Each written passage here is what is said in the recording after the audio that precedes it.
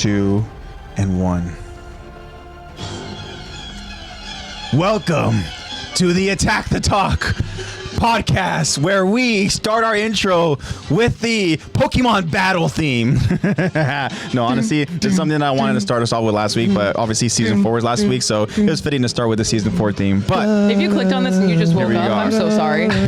Also, if we get claimed into oblivion because of this, then then it was worth it. You won't hear this intro. I know. Only here live. No, only live. This is exclusive content. No, yeah, we're here, guys. We're going to continue on with season 4. This will be part 2 of our breakdown and discussion. We'll still be focusing over on episode 1. And yeah, we get to focus on more of the battle that's going to go ahead and really take place. And we get to go ahead and get introduced to a really cool looking Titan that for the longest time, anybody that saw anything before season 4 was released. And as far as like, you know, in anime.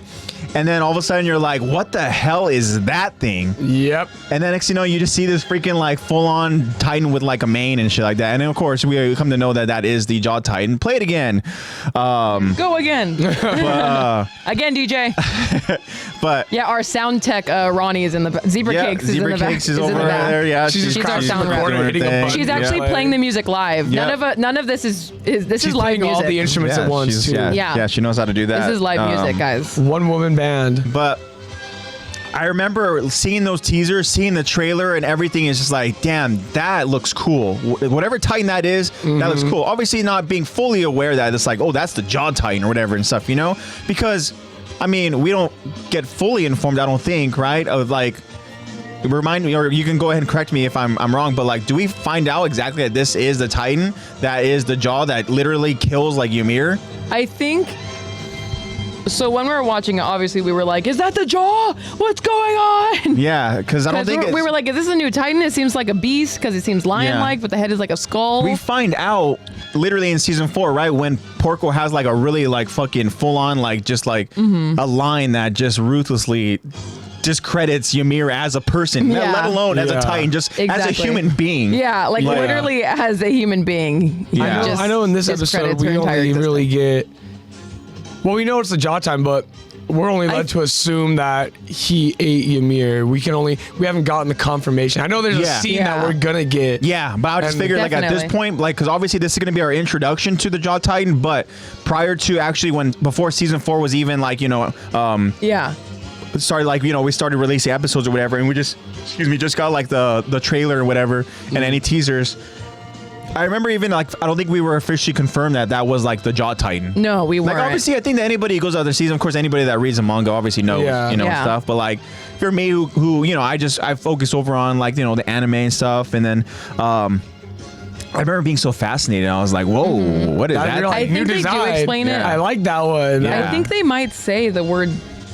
No, I don't think they say the word Jaw Titan anywhere in this episode. No, I think they actually referenced it last week, or we covered it last week because I believe it was Colt and his plan. He wanted to go ahead and release the Jaw and the cart. Yeah, but I think they refer to it again either by the character's name or by the Titan. It's the character's name. So it's in a different reference, but it's obviously for anybody that has obviously we're going back and we've seen it all, so anybody of course has seen it up to that point, we know that he's referring to. But yeah, Magath at one point says no to Colt's idea of just sending in the Titans, specifically Jaw and Cart, and then later on Magath he says the name Galliard. So I was gonna say we just hear him referred to his last name a lot. So a lot of Galliards being thrown around, and we get to go ahead and see the Jaw Titan in this episode, or at least we're going to go ahead and talk about it, his introduction, and that'll be really cool. Yeah, we have 2 Q&As today, right? We do. We have 2 Q&As. I'm excited for that. Jacob thinks he's Porky's the ace. You're a donut. You're a goddamn donut. Also, again, shout out to Jacob for joining us here live, our favorite Jaegerist, and we have another shout out to the amazing and beautiful sound person we have for the podcast. Yeah, our producer. Going off in chat right now. Our woman in the chair. Yeah. Zebra Cake is doing her thing. And yeah, I'm excited for the 2 Q&As. Of course, we got to go ahead and give a disclaimer to all our friends out there that have not seen season 4 and how it ends. Spoiler warning, because we talked about pretty much like damn near like how it's going to end last week.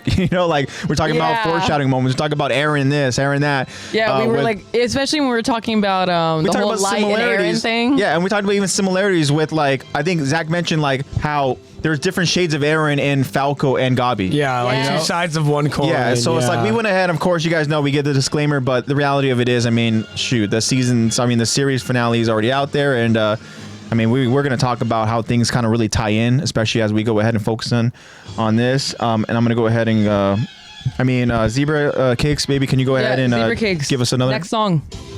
Oh, okay. Good choice. I like it. Oh, she's like, okay, I'll give you a different genre. Yeah. But yeah, the genre. So, Jacob saying, "Don't you start." I keep seeing the donut stuff. Ace is better than a donut. Well, I don't know how much better you are than a donut when you literally are one. But I guess you can argue that he is definitely a spicier donut for sure. But a donut, nonetheless, my friend. I'm sorry. But if you consider yourself Ace, that means that you are also a donut. So you fucking muppet. It takes one donut to call a donut. So does that make me a donut? It takes a donut to know a donut, Urameshi. Yeah. I just feel like something that you would say. It like creeps in. That'd be like the most like because they go ahead and they argue over ridiculous shit, and I feel like that'd be something I'd definitely argue over. But yeah. All right. Also, did you watch the live action Yu Yu Hakusho that they had over on Netflix? I watched one like half of one episode, and I was like, I don't want to do this anymore. Yeah. Surprisingly, it's actually I like the attention to detail a little bit. Yeah. I like how the choreography with the fights and everything. The story itself, it's very rushed. A lot of the details that are very important over in the anime, they kind of just glossed over. But so it's kind of like look at it like a standalone, not as its own, or not as like a remake in a sense. Yeah, it's just one of those things where like Death Note. Yeah, if it was a standalone movie and it just said nothing about how it's based off the anime, it would have been a well, it's actually a movie. Series. Yeah, the Yu Yu Hakusho one. The Yu Yu Hakusho series, the Death Note's a movie. Oh, the Death Note. Sorry, I was talking about Death Note. Yeah, Death Note. It's again. Live action the characters was cool, maybe wasn't like the anime at all. Similar in terms of their names, and then obviously we have Light, but like that's not Light. That's not Light. Yeah, that's not Light. Not my Light. Nah. I'll accept Ryuk. I'll accept. Yeah, Ryuk. I will accept. Willem Dafoe as Ryuk. You're telling me that tickles my brain. Willem and I Dafoe's like that. voice doesn't look like he'd look like this dude. Yeah. Oh yeah. Doesn't look like he'd look like this. Yeah. Or like this. Like people are clipping it. I know. People are clipping it. It's from all the times I spent at gay clubs. Yeah. How I learned that skill. We know the live actions. Shit. They're all mostly shit, anyways. But like, maybe we're on that. The idea trajectory. was there. Maybe we're on that the live little action trajectory Last of to Us where was amazing. Maybe they're starting to figure it out. One Maybe Piece it's pretty good. Hero too. Maybe it's just they stick to the source material and not stray from it. Maybe that's just what it is. However, didn't they say that What a like crazy concept? Maybe if they actually just stuck to the lore. So I have not seen the Avatar Netflix series, but I did hear that it was all right. Season 2 is going to go ahead and stray away from the story of whatever the anime focuses on. Really? So it's going to be essentially its own story, which I'm like, I didn't see season 1, but I'm pretty sure that they focused over on the story, right? They did. Yeah. So They did like, why would they? There was like- only a few things added for like context. Yeah. Because a lot of stuff was sped up. Interesting. So it's Yeah, it was another one very of those. condensed. Okay. The only thing Like- that really sucks though is it feels like they took out all of the whimsy of Avatar: The Last Airbender. Because the crazy thing is that these characters have way more chemistry off screen in their fucking behind the scenes TikToks than they do in the actual screen. I will say that's one thing that they got Yeah, right bro. with One Piece. Yes. Is that on One Piece screen, off casting screen, they got that is shit great. figured out to where they legit look like they're all like best They're literally friends. a crew. And how important is that? Because literally, there's going to be I'm agreeing. so I'm many never even seen moments One where they're going to have to decide how much they really care about each other as a crew, because they're going to go through some shit. And, you know, trials and tribulations, bro. So it's good to go ahead and have that figured out. But anyway, so like, we've talked about it plenty of times when it comes to an Attack on Titan live action series. If any of us had the actual capacity and that we had like we were the ones like directing and the ones, you know, if we were the ones that had our creative control, I think it's safe to say, you know, the resources. We're trying to cast, you know, obviously, like you're mentioning, like having that chemistry goes a long way, right? So that would obviously involve, you know, like having like group, you know, script reads or whatever and stuff, you know, like have like you know, auditions and this and that, initial wave of auditions where there's a solo, and then you have, you know, kind of group auditions afterwards just to see what the whatever, at least however for the characters goes. like you know, let's say for example you're looking to go ahead and cast 3 kids to go ahead and be Mikasa, Armin, and Eren. You want to make sure that, you know, they at least kind of go ahead and be on screen together. You know, and we've always talked about that. If we did do any casting, we wouldn't like we're so tired of constantly seeing these same celebrities. Like I'm tired of seeing all the Millie Bobby Browns and all of the Dwayne The Rock Johnsons. And the thing too is that you go ahead and you get those names by justifying success and by building off of seasons until where next, you know, like look at even with One Piece. Especially because these characters are supposed to grow up. They're casting some actors where, I mean, they've done a lot of good stuff, you know, like I mean, if season 2 becomes an absolute hit, then season 3 is going to have some names. I'm telling you right now. Oh yeah. And so it's the same thing, you know, like for example, like with Attack on Titan, like, you know, next thing you know, you can go ahead and cast, you know, certain characters, maybe like one-offs or whatever, to go ahead and just be kind of like, you know, cool little cameos, like, which we've totally theorized before about too. Yeah, like that would be like, I mean, the thing is too, we talked about the character that comes out a lot, who's obviously much later on down the story, but like having, you know, Eren Kruger to be an actual, like a really high list, like whatever, A-list type, you know, person because of the success you have in other seasons. You know? Yeah, it's a small role, but it's still very impactful, and obviously big actors like that probably don't want to be tied into a multi-part they don't want to have season. a long so just giving contract. them something like, I mean, obviously we're not experts, we're not in the industry. It's hard to also have the budget to keep the A-list on like for you know what this guy's doing to the budget? We talked about this last week. What's her name? Jamie Lee Curtis. Yeah. Jamie Lee Curtis being Dr. or not Kureha. What's Kurega, right, or whatever, or Kurika or something like that, or who is it? What's her name? It starts with a K. Yeah. I know there's Kureha, and that's. Is it Kureha? Is that her name? Maybe. I don't have to go and look. What's the name of the male doctor? Male doctor? Yeah, I'm not sure. It's not. He's not. If it's not Kureha for the main doctor, then it's Kureha for the old lady. But yeah, Jamie Lee Curtis really wanted to play her in season 2 of live action One Piece, but she's just too damn busy. Oh, really? Yeah. Oh, I was like, what are we talking about? Yeah. So she's a character that is important to Chopper's storyline. You know, so she's essentially like Chopper's like mother. And so it's a character that a lot of people fan casted as Jamie Lee Curtis, and it garnered so much attention that Jamie Lee Curtis even, you know, like addressed it on multiple occasions. And in interviews, she even would go out there and say she wanted to do this role. In other interviews, Peter Luke is the male, Kureha is the woman. Okay. And then she even had like at one point, I remember, even had like a little Chopper plush, this now, whatever, saying her favorite character is Chopper. And then, so she was hoping that, you know, it would get figured out. But I mean, due to her just being involved in so many other projects, it just, you know. And she is a high. Yeah. She's been in the game for a long time. She's well established. She's done a lot of incredible things over in the industry, you know, of course. And so. It's Jamie Lee Curtis. She's been in more than just Freaky Friday. She would definitely be heavily involved in at least like the last 4 episodes. If they're gonna end on Drum Island, she would be like heavily invested in the last 4 episodes. Yeah. So she'd need to be there for like most of the shootings. Yeah. So it makes sense that her schedule might conflict. Like for example, like Eren Kruger, that'd be like 2 shots. 3 shots, like one full scene. Because we could always. Well, actually, though, you don't need to shoot it in. You film based off of like, you know, like. You schedule to where you can go ahead and record in like however, let's say a week or whatever, but then you got to try to get all those scenes in that week of filming. But then when it comes to actually, you know, the episodes, like Kruger is actually in quite a bit of the Grisha storyline, you know? So it'd be like, okay, you have somebody who is kind of one-off, but like, you know, not a part of the overall scope in terms of like, you know, TV time or whatever. But in terms of the scope of the story, like huge, crucial mic drop, role. Boom. Next thing you know, you're like, damn, who the fuck is this guy? Whatever and stuff, you know?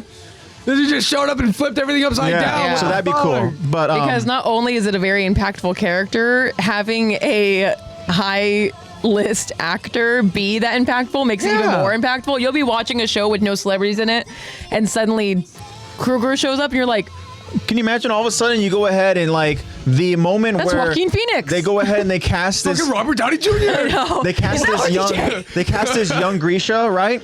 And then somebody that I believe Eddie even fan casted, where like all of a sudden like Mads Mikkelsen or something like that. You see him as the soldier, you know, over off that little where he's over towards that kind of like that dock, whatever. I believe it's where they park the airships, and that was like the first moment we see Kruger. You know. I think that'd be insane. I don't know why I just thought, is that Tobey Maguire? I know. Who's that? Princess It's like Polly? Is that what it said? Right corner. Right corner. She's claiming, hi, Pretty. That's my friend, Pretty. Oh, is it? Oh, Yeah. shout out. What's up, Pretty? What's up? I'm like, welcome to the pod. I know. Like, you watch live action? No, I'm kidding. I know. First time chatting. She's like, what are we talking about? Oh, right corner. I see the box. Got it. Yeah, she's in the right corner. Got it. I like it. You know, the left and the bottom left's pretty cool too. I'm kidding. That's okay. I'm like, I'm not jealous. I promise. Jacob, what's with the Okay. hostility? Let her in. Let her in. There's no list. It's okay. Pretty. let her cook. Heise is essentially. No, I'm not. I was gonna go and say Heise is like Heise is the bouncer. Heise essentially is like the. He's our sponsor finder. Oh yeah, he is our sponsor finder, so he's very protective of this podcast. He talks more than me sometimes on this podcast, but he always has good stuff to say. Okay, Pretty, you gotta tell us, what is your She's favorite? just here because Jamie What Lee is your Curtis. favorite Jamie Lee Curtis role? What's your favorite Jamie Lee Curtis role? Heise said, "I'm the crazed lunatic." Crazy lunatic, yeah. I was gonna go and try to explain to Pretty what a Jaegerist is, but I was gonna be like, That's not gonna work. She's gonna be like, I was so gonna a be Nazi. I was gonna say that word, but I was like, I don't want to scare Pretty Oh, away. maybe I shouldn't say that. Sorry, bleep that out. I'm probably not allowed to say that word. Oopsie. I know. I was like, clip Sorry. it. No, I'm kidding. AJ was like going around and I was like, yeah, what if you just said this word? I'm like, that would be the word to describe a Jaegerist. Yeah. But I said that word on this podcast. Oh, he said before. we're above that. Okay. I don't know. I have yet to be convinced. One step above Nazis. Pull up his old chats. But Pretty, what's your favorite Jamie Lee Yeah, but Curtis do you have movie? a favorite? Do we have a favorite Jamie Lee Curtis role? Walking Dead.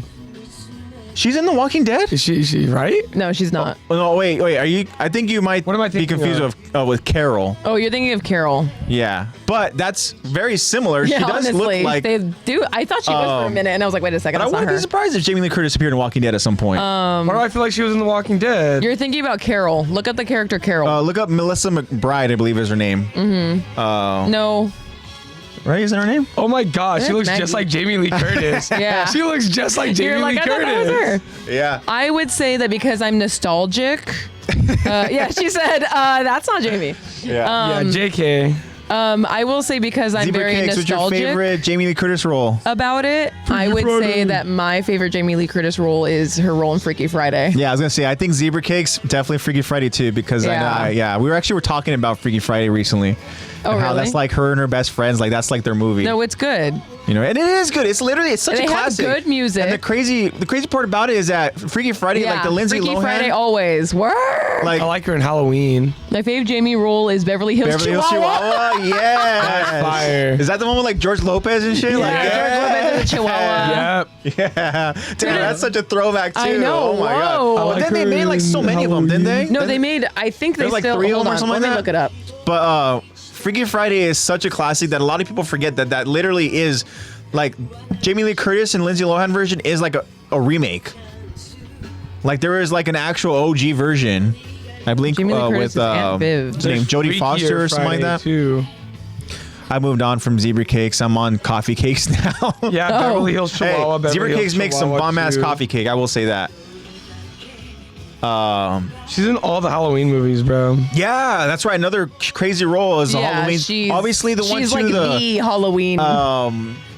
fuck, what's that one called with the different multiverses and everything, and won so many awards? Everywhere, everything, all at yes, once. That one, she is she's so good at- in that She's too. really good in that too. I Did still she win haven't an seen award? it. She didn't win an award for that, did she? I think she did. I'm pretty sure she won an Oscar. Yeah, yeah, Jacob, just say you hate Zebra Cakes, okay? But shout out to Jamie Lee Curtis. Damn, now I want her to be in One Piece so badly. Bring Jamie over. Forward to Jamie it, bro. deserves Oh to my be in everything. Damn fighting words. What is going on? Just say you See hate that? me. I Maybe hate he you. is. He just followed instructions. Okay, no, I know. Okay. He's at the end. Is gonna be like this. This episode's been brought to you by Zebra Cakes. I know. Also, now that we're talking about awards, my little tangent real quick. There's 4 Beverly Hills Chihuahuas. Sorry, just had to get that out. Four? There's 4 of them. Damn. Oh my god. I'm like, now check how many Jamie Lee Curtis in. I know. Probably only the Jamie Lee Curtis the movie. best one, which is the first one. This is a Jamie Lee Curtis fan podcast. Hey, you know what? She's goated. You know what? She He is. is. Thank you, Jamie. True trooper. It feels good to be a Kanye fan in 2024. Activia? Is that those It's yogurt like commercials or Activia. whatever? Yeah, it's like the healthy yogurt. Oh my god, she does those commercials. Probably. What award did you say? Yeah, Said what were you it's talking great about? to be a Kanye fan in 2024. Why? Why? Because everyone's been talking about how when he went up on stage for the VMAs and stopped Taylor from talking to put Beyonce on Spotlight, he saved Taylor because they were going to off her. And that's also why Adele broke her VMA in half and only talked about Beyonce, as well as why Harry Styles only talked about Beyonce.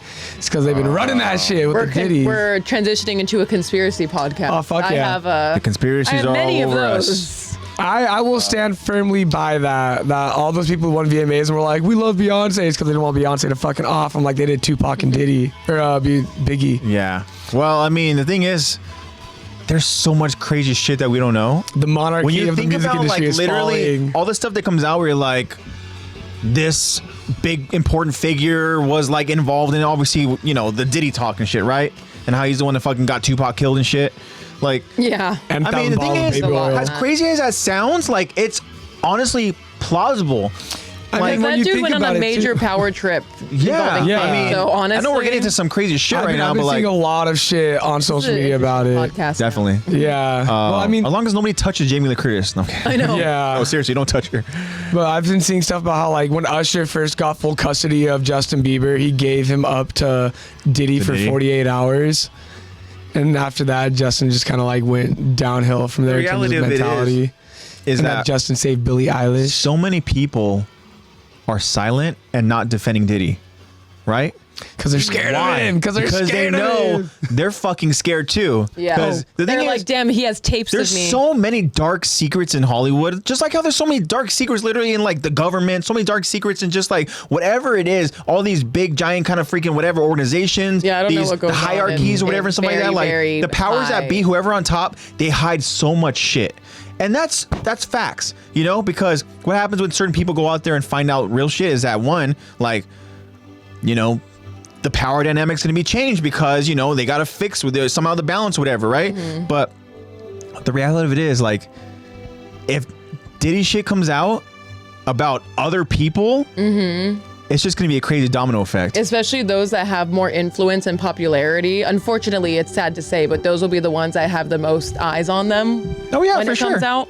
As LeBron once said, ain't no party like a Diddy party. And that's insane Not to hear the go, some bro. of those details, Not man. the go. Anybody wants to go ahead and read up on those details, by all means. But yeah, Diddy's in deep shit. And for it sure. sucks that it's become a meme now. I hate when stuff like this Social becomes media a meme just and really becomes a knows joke. how to like. I have just- like coworkers and even some kids that I teach. They're like that make like P Diddy jokes or P Diddy references because they're just online, you know. Oh, And yeah. they're Like we said, dumb. a lot of classes had to ban the So- words Diddy.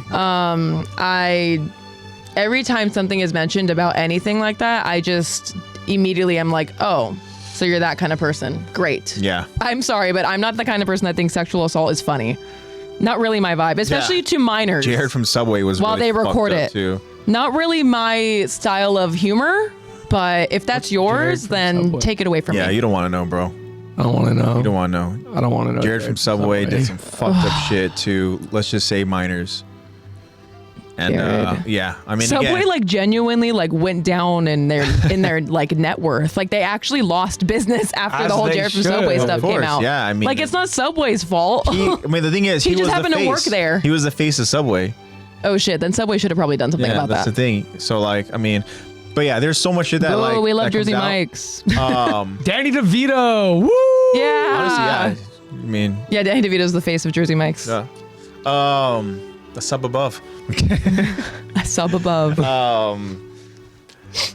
So yeah, we're just talking about like so like I put us on a conspiracy tangent. I'm just glad that Diddy is locked up, no bail, because I was starting to get so upset the fact that like I can't remember the exact word because like so much years has passed.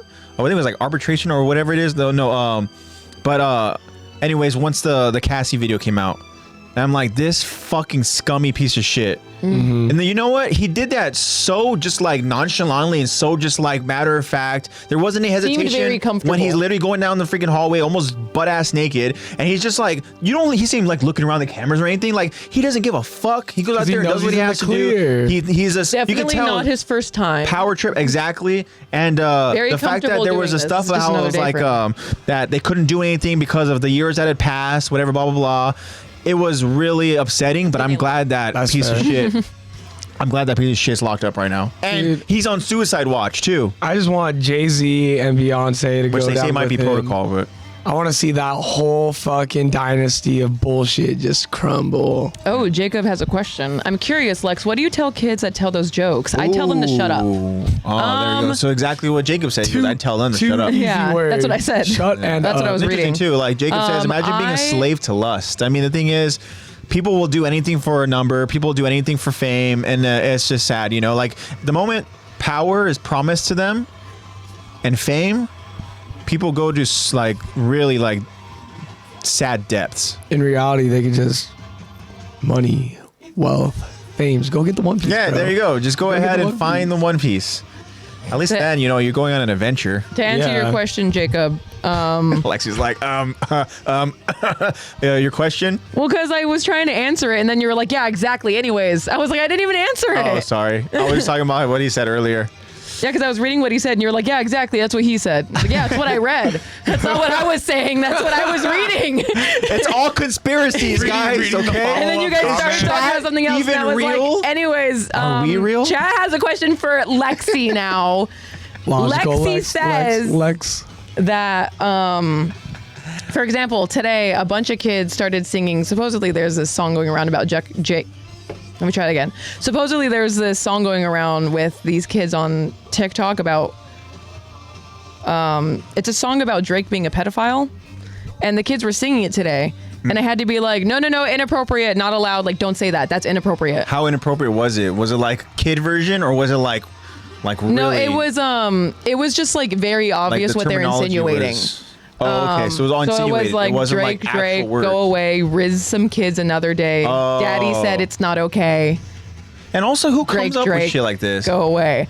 Whatever their content creator is on TikTok, whatever they're watching on TikTok. So we had to tell the kids, do not do that. And I keep having kids be like, if you move, you're gay. And they're like, but that's a whole. I get it. They're young. But then it's a whole nother. I'm not gonna stop the whole lesson. I'm not gonna like stop an entire class just to explain to them what gay is, because that's not. They shouldn't. It's a waste of your time as they're saying it. They're going to be one ear out the other. Exactly. Like they will not listen. They'll just be like, oh, okay. So I kind of just like, hey, don't do that. Don't do that. Yeah. Like, you know. And I'm not gonna be like. Because honestly, I was going to be like, guys, I'm gay. And like make them like be like, oh no, like normal people, like gay people aren't bad. Guess what? Those but then they're going to tell their parents. Everybody over and then the parents will come to me because. Tell all their friends. Yeah, exactly. They'll be telling their parents. And the parents are very prissy over there. Yeah. But anyways, I'm sure. I just tell the kid, there was a kid that said the N-word the other day. Oh my God. Damn. And we had to pull him aside, and we were like, you're like, you, come over. And he was like, what'd I say? And we're like, kid, that's how I know it's you. Come over here. Yeah, I know. And he was like, what? And I was like, do not be saying that. Like, do not. Like, not in this class, not at this school, do not be saying that. I don't know how you talk at home, but at here, we do not accept that. You're going to run laps the entire day if we hear it again. It's insane. It makes me think like teachers that like we had growing up, and the stuff that they had to literally go through and everything, you know. It's like, yeah, because I try to think like, what were we, silly bands? Like, what was I doing?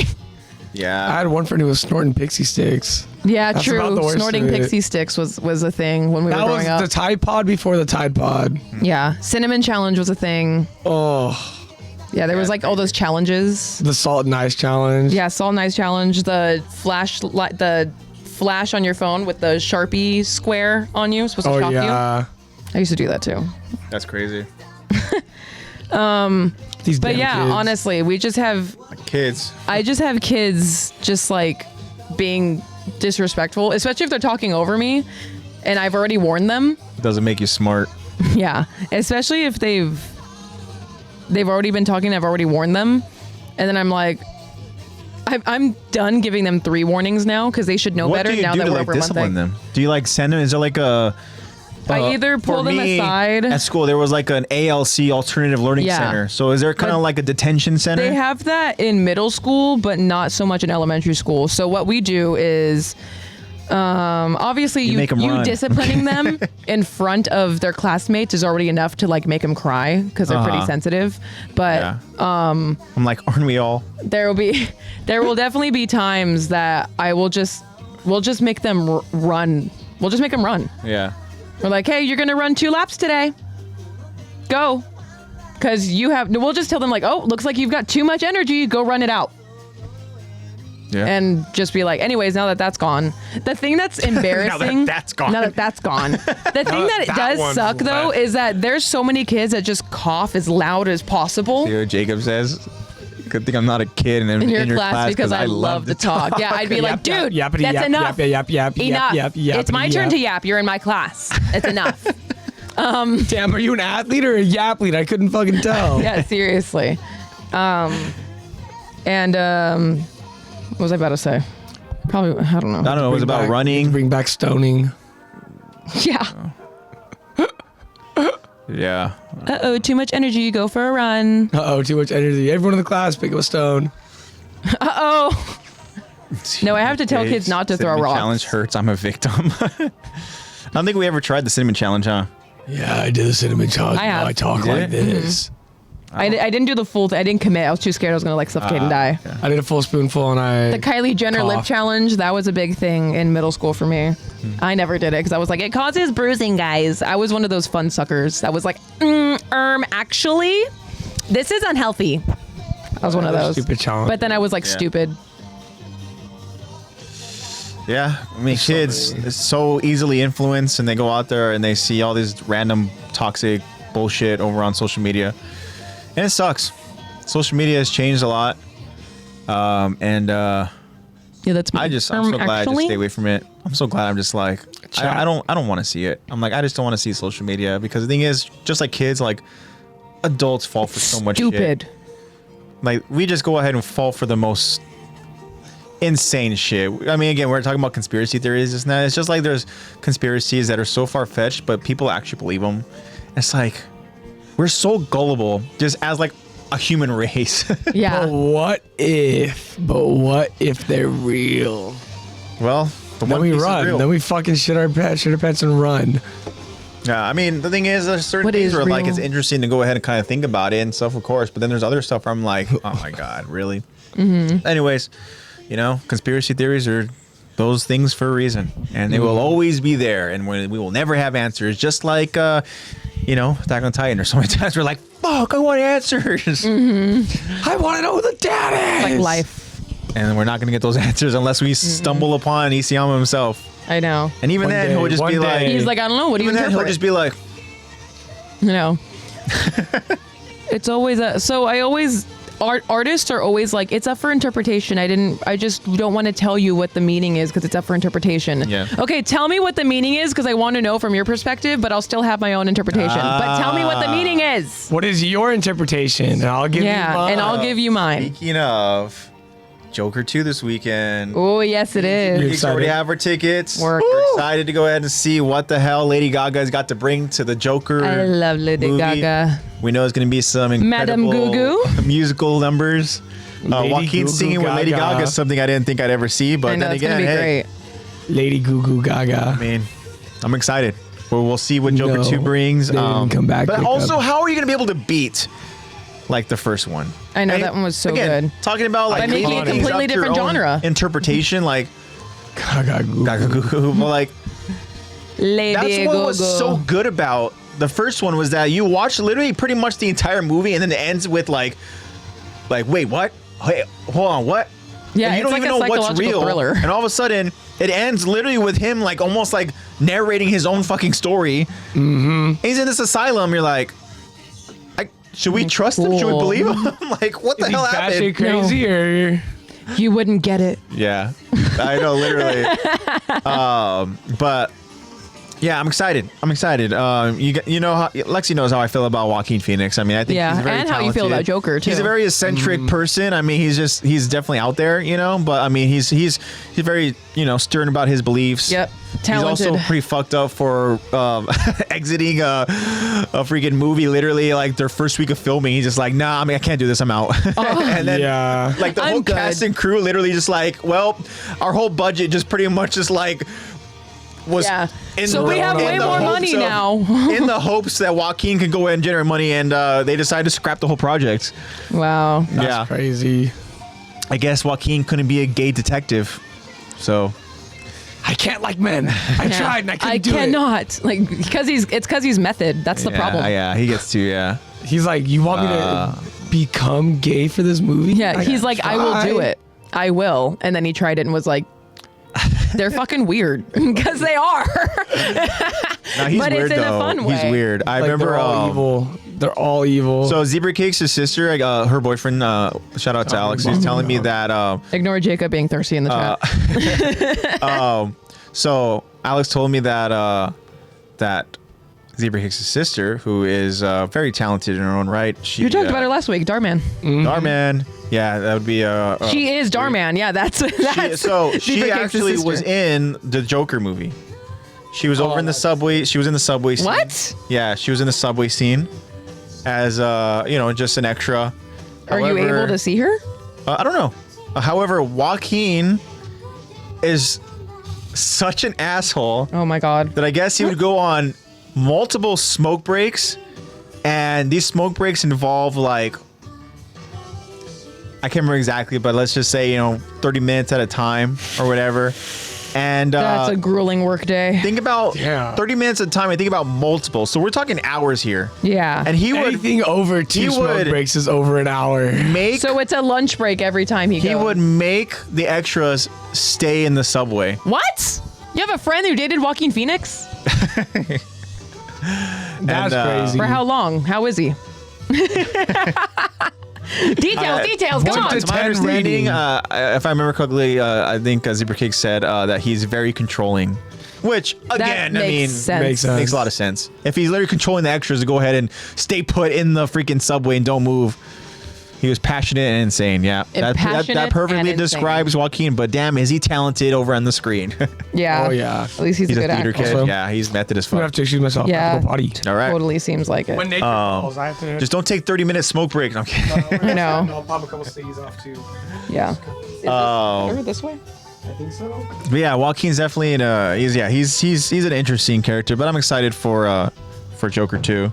Mm-hmm. He really does put his body on the line for some of these roles. I mean, he goes out there and he really fluctuates weight. Starving himself and then gaining weight and then. I mean, it's not healthy at all. I mean, I wouldn't be surprised if, you know. I don't think Joaquin is concerned with health. If he's gone and like literally like, you know. I mean, I hope not. I mean, he has a family, so. I agree. Fuck smoking. Yeah. He saw her at a restaurant, stared her down, and then when she was leaving, he ran outside to her. That's kind of romantic. He ran outside. Well, maybe not staring down. I picture that Joker it's run. Rainy. I picture that Joker run. Yeah. He ran for her. I know. Like sprinting. It's raining. 10 years ago. Okay. Oh. So that 10 he years, wasn't as. That 10 years ago, Joaquin actually. Actually, this was 10 years ago. He mad creepy. What do you mean? Yeah, staring at you. Depends on how long he was staring. Yeah, if he was like. If Joaquin Phoenix was staring at me, I'd be like, what the hell am I in the Twilight Zone? Why is he looking at me? I'm supposed to be staring at him. Yeah. All right. Beautiful. Shout out to All right, so we're an hour in. Jamie. And we're already unhinged. Love it. But yeah, as we mentioned at the start of the episode, guys, we have 2 Q&As to go and talk about. We will talk about that. But you guys know we have to go ahead and talk about how we're doing, just like how we want to know how you guys are doing. So Jacob, Pretty, if you're still there, Zebra Cakes. How are you all doing on this beautiful Tactical Talk Tuesday? Hope that you guys are all well. I will start this time. Normally I'll let you guys go ahead and say what you're up to, but I'll just go ahead and get me out of the way. And I want to say that things are good. Yeah. This past weekend is nice, chilled. Me and Zebra Cakes, went and spent time with her family to go ahead and just do some barbecue and all that. We had some crispy ribs. Yeah, it was good. Watched some football and all that. It was a nice Sunday, just relaxing. Interesting. And yeah, it's just been nice. Again, we're excited for Joker 2 this week. But it's been very nice and relaxing week. And I'm good. Yeah, it was nice, especially because literally the previous week involved a lot of hours put into Zebra Cakes' father's event. Yes. But it went well, and it was great. It was that was even a good weekend too, because as far as busy it was, got to go ahead and see a lot of just people and kind of just that whole experience was really cool. Even just seeing how the event was going to go ahead and be kind of just like coordinated and everything and stuff. Also, shout out to Zebra Cakes for being the event coordinator. But yeah, so anyways, just been nice, just been chilling, and I'm happy to be here with all of you guys on this beautiful Tuesday. So, Lex, what you been up to? You been good? Yeah, pretty good. Still working. It's funny, while you were talking, sorry, I didn't want to interrupt you, but we were talking about casting. I just got texted by a casting director from Jubilee. Oh, really? In the middle of you talking. Is it Jules? No, it's another girl that I've had a Zoom meeting with her before for another thing I applied for. Yeah, this is you want to have redemption, for your Jubilee this talk? one is very I don't know if I'm going to do it. I'm like, I don't do Jubilee anymore ever since our experience. I'm too big of a star for that. No, I just was traumatized. But I might do it. I don't know. We'll see. Anyways, it's been great. Yeah. I've been I haven't talked about this, I don't think, but for the past 2 months I've been reading a lot of creepypastas and listening to a lot of conspiracy theory stuff. That's really what I'm into, what I listen to when I'm driving and stuff, and I'm sewing clothes. I like listening to all the behind the scenes of life. And there's some really good creepypastas out there. And actually me and Marissa and I, our sister, for those of you who don't know, we have a sister. Yep. Everyone forgets that. But I'm also out of focus. Throw it to me.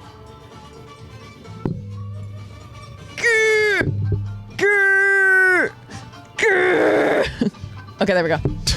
Just get over there. So me and my sister and I have been texting back and forth about creepypastas because she is also into all that stuff.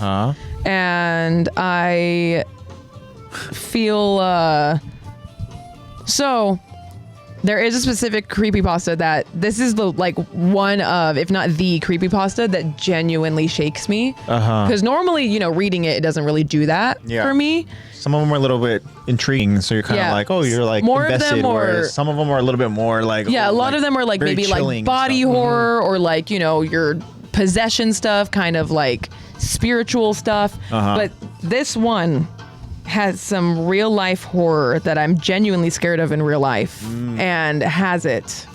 And this is the one creepypasta that has even just thinking about one of the scenes. It makes I'm curious, but also I don't, what you're feeling right now, I don't want to feel that. Yeah, it's really, I like being scared. You guys should read it. It is I'll look it up right now. It is a series, very well written. And it's a main character is a little boy, so you can think of the rest. What's it called? Pen Pal. It's called Pen Pal. Oh, it already sounds like I'm gonna fucking hate it. I'm gonna be scared. Another one that's amazingly written. This one is so well written. Actually, two more that are really well written. All right, this is your guys' homework. By Jonathan Auerbach. I don't know.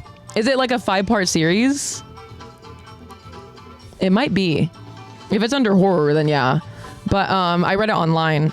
Anyways, also Baraska. That's a really, really well written one. And the left-right game. That one is so well written, and that one's more like spiritual, ethereal. Anyways, yeah, I've been good. I had to nerd out for a second, but I've been good. That's good. I'm glad to hear. That's awesome. You gave something for Zach to go ahead and read up on. Oh, and I went to a gay club. Nice. I went to a gay club last. Ooh, which one? Did I talk about this? I don't think so. I went to a gay club on a Friday night for my friend Zach's gay one. Not me. My friend Zach's. Do that every time I bring him up. Birthday. And Happy belated. super belated actually. It was September 3rd, but this is the only day all of us were available. So we all went to the club. It was like 10 of us at a gay club, and it was so much fun. I was sore from dancing so much I was sore the next day from dancing so much. And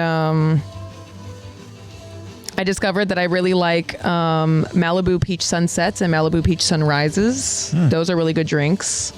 They're like the fruity, juicy drinks that you can't. What's the difference between a set and a rise? Okay, I can't remember which one it is, but one of them is made with pineapple juice, and the other one is made with. I can't remember what the other juice is. Cranberry? Maybe it is, but they put cherries in it. Oh, maybe it's just grenadine. No, it's not grenadine. It's something else. But yeah, they have one made with pineapple and one made with something else. Pineapple sounds like sunrise. Probably like apple juice or something. I can't remember what it is. But yeah, I like those. And the club was a lot of fun. Oh my gosh. So much fun. Especially because we showed up with a group of like 10 of us. So it's always way more fun when you have your own little dance circle and you just feel super safe. Yeah. It was a lot of fun. And we didn't even stay out too late. We're all like You guys get there old before now. the cover fee, right? We tried. I got there. Me and Zach got there at 9:02. And if you show up before 9, it's free if you're 21. But it's okay because Zach paid for me. Because I drove his car. Okay. So, and I was driving him back. I was being his DD. Lexi was doing a little drinking and driving that night. I was not. I had like four. I had those sunrises and I had those sunsets. And I had like 4 or 5 sips. Zach's car. Because honestly, it doesn't take a lot for me to get buzzed. I had like 4 or 5 sips way early in the evening because we left at like sips. It was. You can ask. I like just really bought the drinks for. Anyways, I was about to incriminate myself some more, but like, just don't even. I'm just gonna stop talking. It was fun. Okay. It was fun. Zach, how was your weekend? I also drank and drove. Oh no! Oh, see, he claimed it. He claimed it. God. He claimed it. No. I was not drunk. In my defense, Maybe a bit sleep deprived, but I wasn't drunk. I drove for 30 seconds. So Like it was really shame. not bad. Shame. Okay, shame wizard. No, it was good. It was a good weekend. I didn't have Yes, those Jacob, same there was a guys couple come of in, emo Jacob, girls. but I did have some old dude sitting outside one of the windows at work on Saturday or Friday morning. And I walked out and I gave him a water cup with ice and I gave him a little snack and I was like, "Hey, brother, don't sit there, bro. That's where my table is. Can you go sit on this little bench over here where no one can see you?" Then he started talking about peeing in a cup, and someone drank his pee cup. Oh my God. And then I just said, "Fuck it," I called the sheriff. And then he proceeded to dance at me through the window like this. And then the sheriff came, talked to him, and then he mooned me, and then he left. And I was like, cool. Wow. But besides that, I've been doing the haunted house all weekend. We actually ran it. We did Thursday, Friday, Saturday, and then we tore it down Sunday morning. We made $60K for the band program this year. Nice. That's awesome. So that was a fuck ton of money. It was so tiring. Then Saturday night I drank. We were down the street from my house. So hence the 30-second drive. Yeah. Okay. It was a straight line too, no turns. Yeah. Oh, great. Even better. But I Except did those lines look very straight when you were driving, or you're like, there's a new curve in the road. I don't remember there being there before. I will admit, those bumps on Michigan, they need to take those out, bro. I'm sick of them. I'm sick. Oh, so you're incriminating yourself and doxing yourself. Cool. Well, he said, I mean. Oh, in Michigan? That's Yeah, he true. said in Michigan. Yeah, I mean, he doesn't say exactly That's true. where he lives in Michigan. Where's Michigan? I'm talking about the state, bro. Yeah. Wisconsin, Arizona. Michigan. real quick, something that Jacob said earlier about Bat is Bat's gonna be very busy with work. So we want to say, of course, shout out to Bat. We love you, Bat. We hope that work goes well. It seems like Bat is gonna be spending some crazy or working some crazy hours, following in my footsteps. And and so shout out. And we of course are gonna miss Bat joining us live, and we hope that work goes well. You'll keep listening in the mornings while you're loading boxes, bro. Of course, yeah. Make sure you send me those gifts on Pokemon Go, bro. We gotta get you best friends. I'm sure Lexi probably read it already, but just to go ahead and say for our listeners out there, so Jacob's creepypasta is what happens if when I find a girl, she's obsessed with me, chops me up and puts me in a backpack because she needs me at all times. You're welcome. That's his 2-sentence creepypasta, because that's the thing too. They have 2-sentence horror stories a lot online. Yeah. However, that actually did happen. Fridge. What? But it wasn't an obsession thing. I think it was just involving like gambling and money. But yeah, she let's go gambling. She fucking chopped up her husband and fucking threw him in backpacks and threw that over the freaking like into like the little lake that they had. They found his head all freaking swollen because of the water. And, yeah, I leave a body in water. We're learning a lot this episode. Take notes, guys. There's going to be a test. Make sure if you throw some body in the water, you anchor it down. You mentioned about a strange character you encountered. So me and Zebra Cakes the other day, we oh god, you guys also had a strange character. We just went to go ahead and I just went to go ahead and just fill up her car. You know, we both went over to the gas station and so she's kind of like, you know, cleaning her car. I'm filling up, you know, her car. There's this homeless guy who's kind of there, you know, you know, digging through the trash in there to go ahead and see what little recyclables he can go ahead and find. And then this isn't important to the story, but the only reason why it's important because we both were trying to go ahead and just get a little soda for the road, right? However, the homeless guy went to go ahead and try to get into the little mart, but the mart was locked. It was closed or whatever.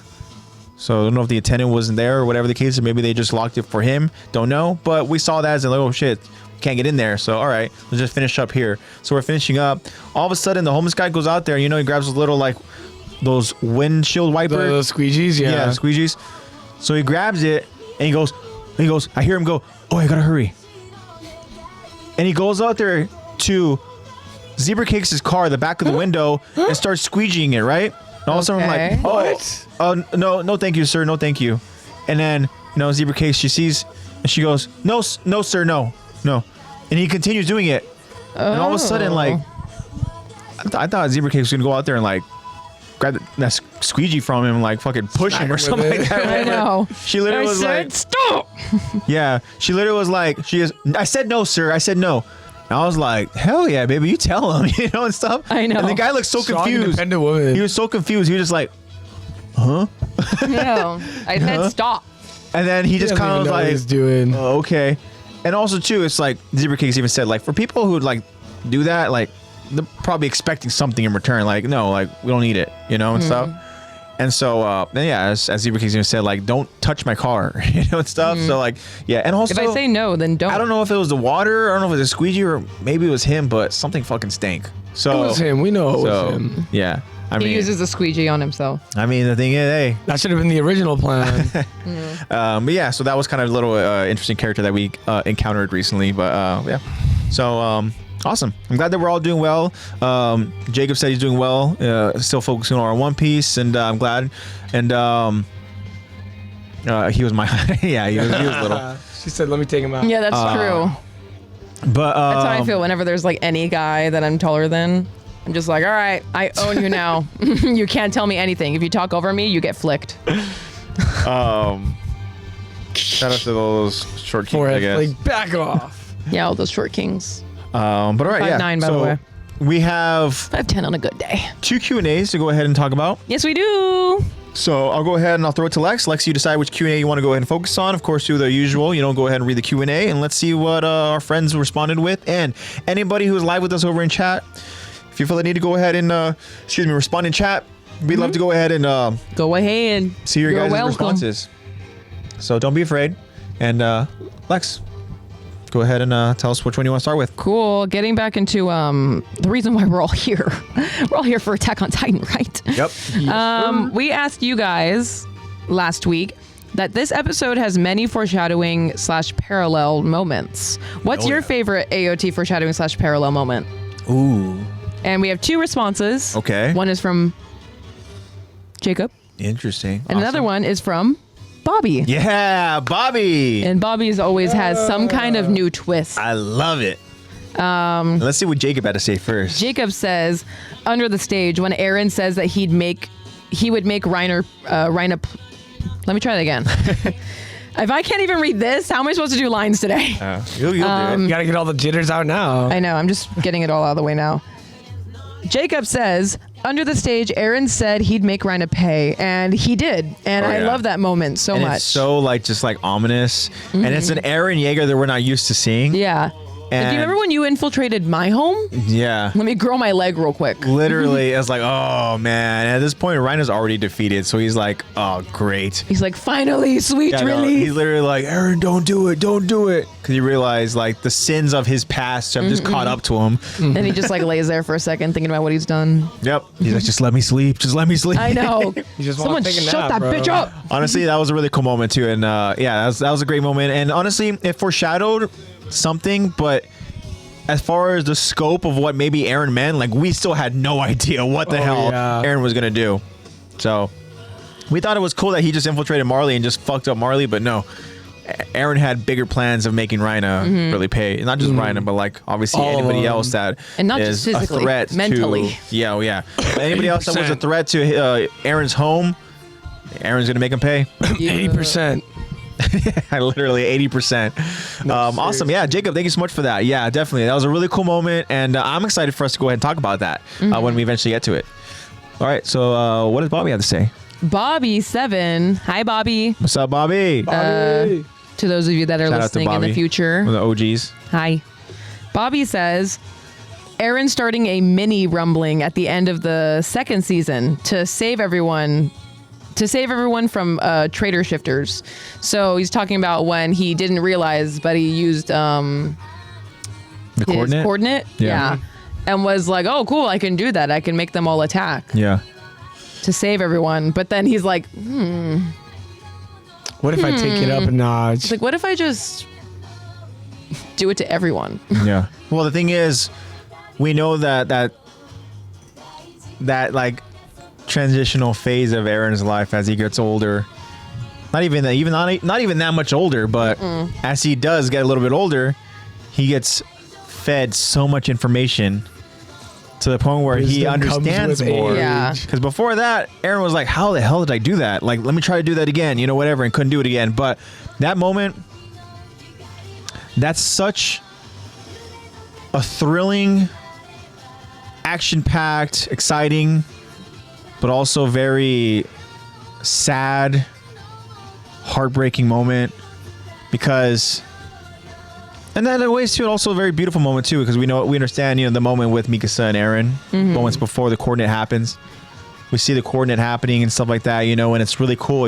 For anybody watching that for the first time, it's a moment where you're you get that excitement of you get that hope. You're like, yes, because you don't know. I mean, at this point, it's kind of characters have already come and gone, whether they're whatever role, but maybe they weren't one of the main characters, but it was like, oh shit, what if we actually lose some main characters here, whatever the case is.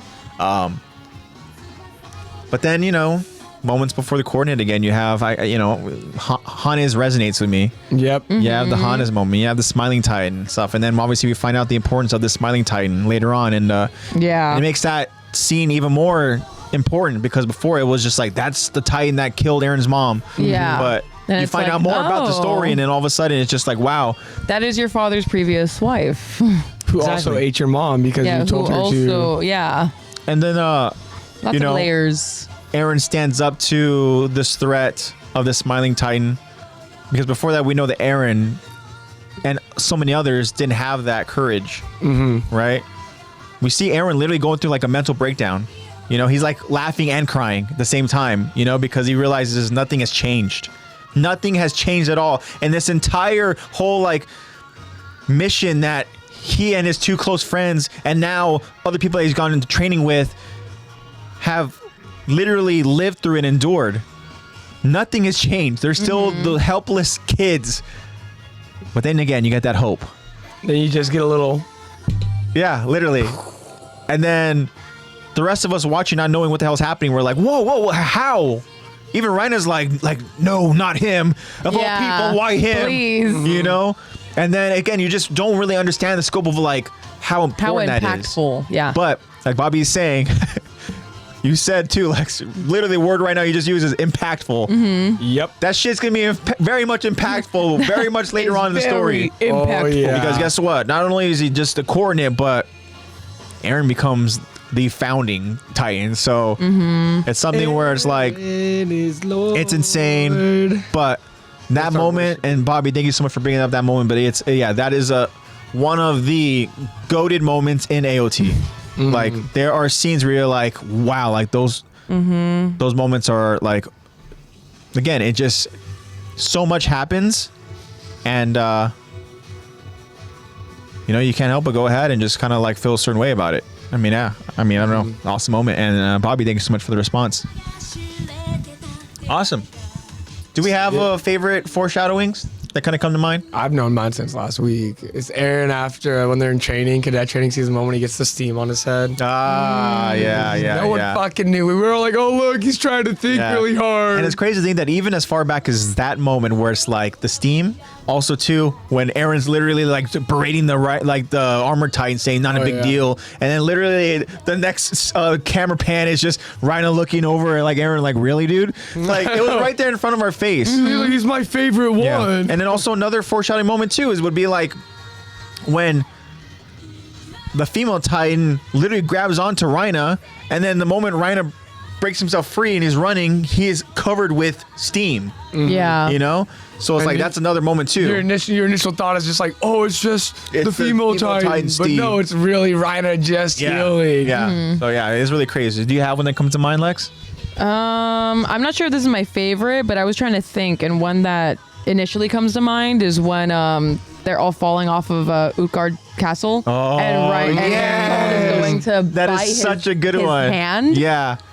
And we somehow all missed it because we're all so dumb. Literally, when we first all watched missed it. Because we're fixated on someone else. Yeah, we're like, there's another Titan. Yeah. Meanwhile, literally, he's like, one of the Titans we've seen is like, and like I totally never knew. So that's one that comes to mind. Like literally, the writing is just so amazing because in that moment too, where like that could be easily just like a detail that we just don't get because it's just not written into it. But the fact that Isayama literally wrote in there that Reina is going to be so desperate and think that this is going to be the end that he has to go ahead and literally get ready to transform. Yeah. Another moment too, and then I have to bring this up, and then we can get on to the next Q&A. But like, Josh is the one that brought this to our attention, and we were so like mind blown by it. But literally, those tubes, like those straws. Yes, as never they were even traveling noticed back to Shiganshina, and it's such a blink and you'll miss it moment. Is crazy. But like underground, we're like, what the hell? The Titans have been just chilling underground because freaking it's crazy. But yeah, that was a cool moment.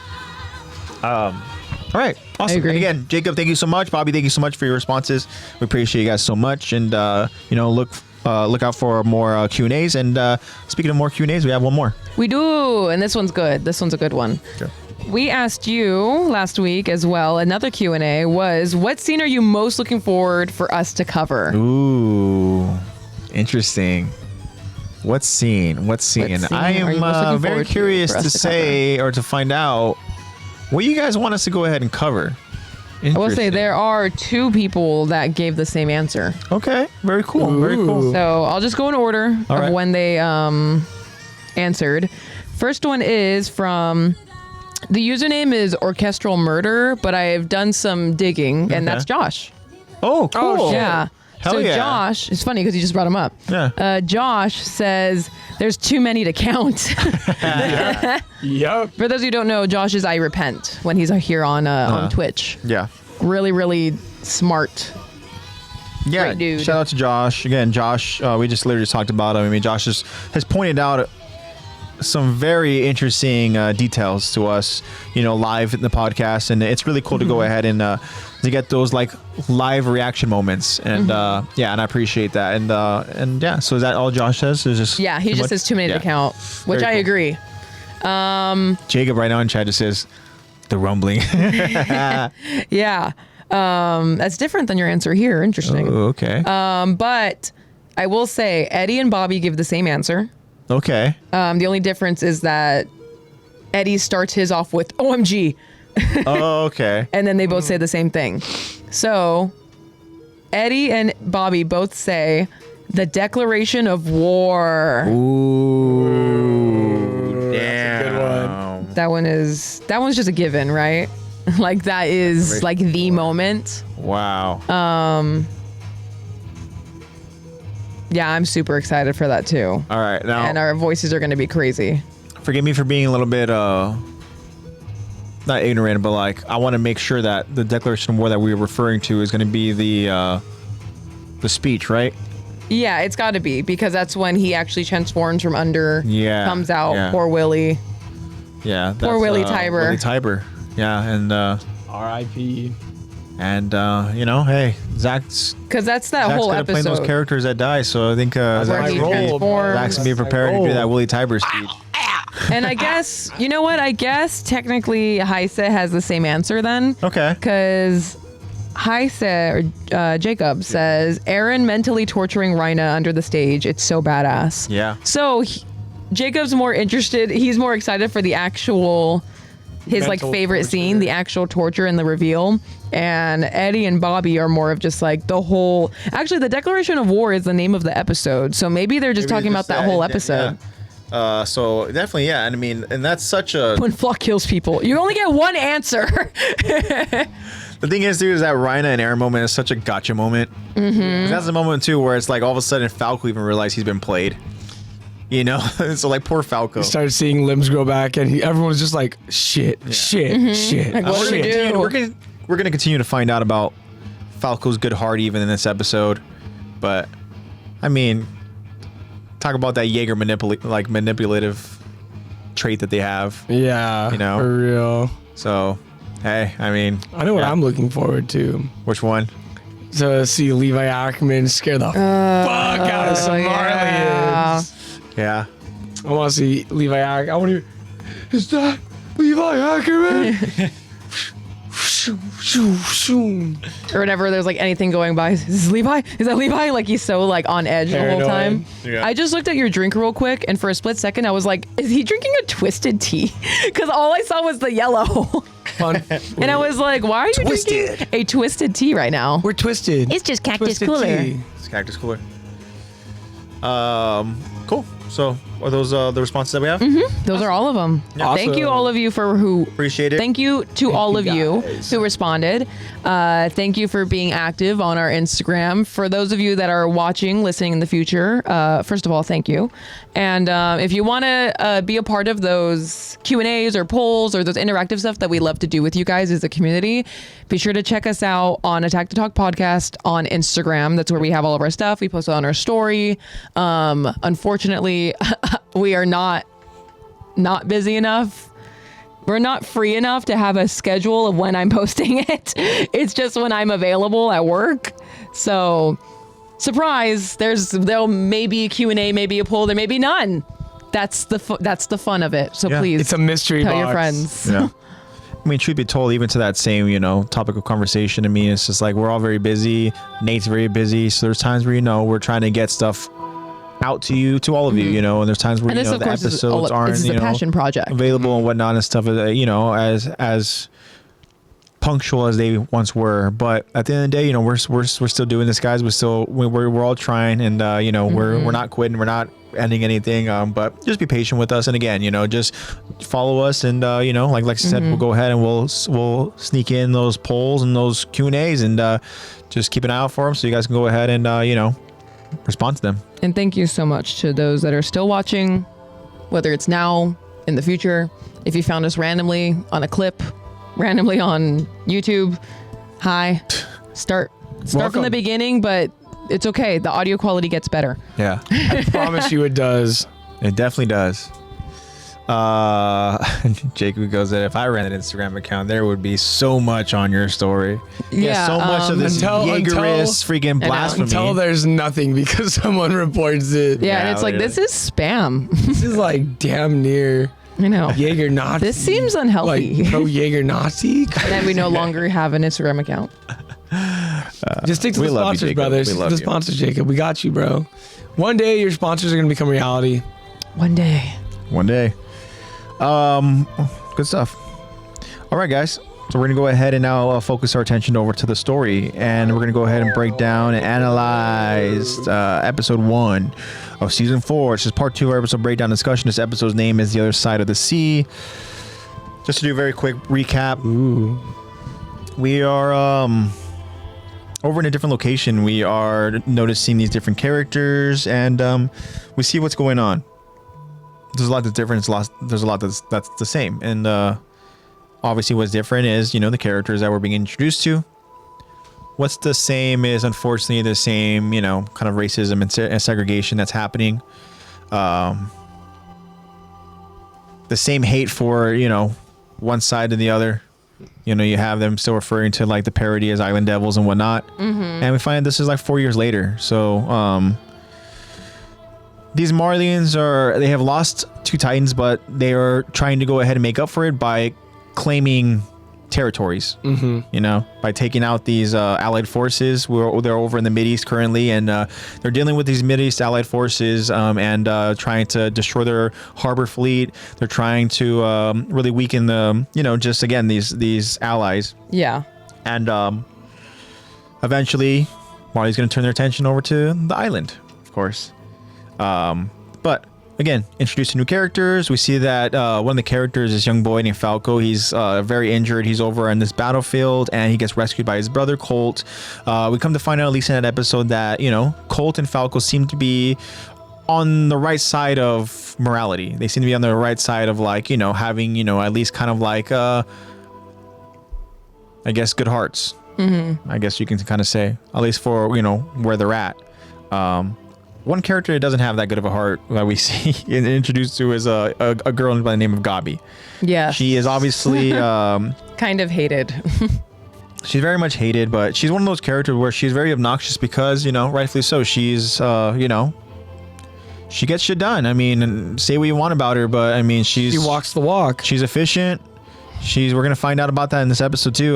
But she, like Zach says, walks the walk. She doesn't just talk her shit. She goes out there and she shows it with her actions. She does. To kind of give some more kind of context as far as what we talked about last week. But we come across, these 4 young warrior trainees. And I think it's one of those things where everybody knows Gabi's the one who's in the running to go ahead, and she's the favorite to go ahead and become this Titan that they're all training to become. And that Titan that they're all training to become is the Armor Titan, which we obviously know that is Rhaina. We see Rhaina 4 years older, but still very much struggling mentally.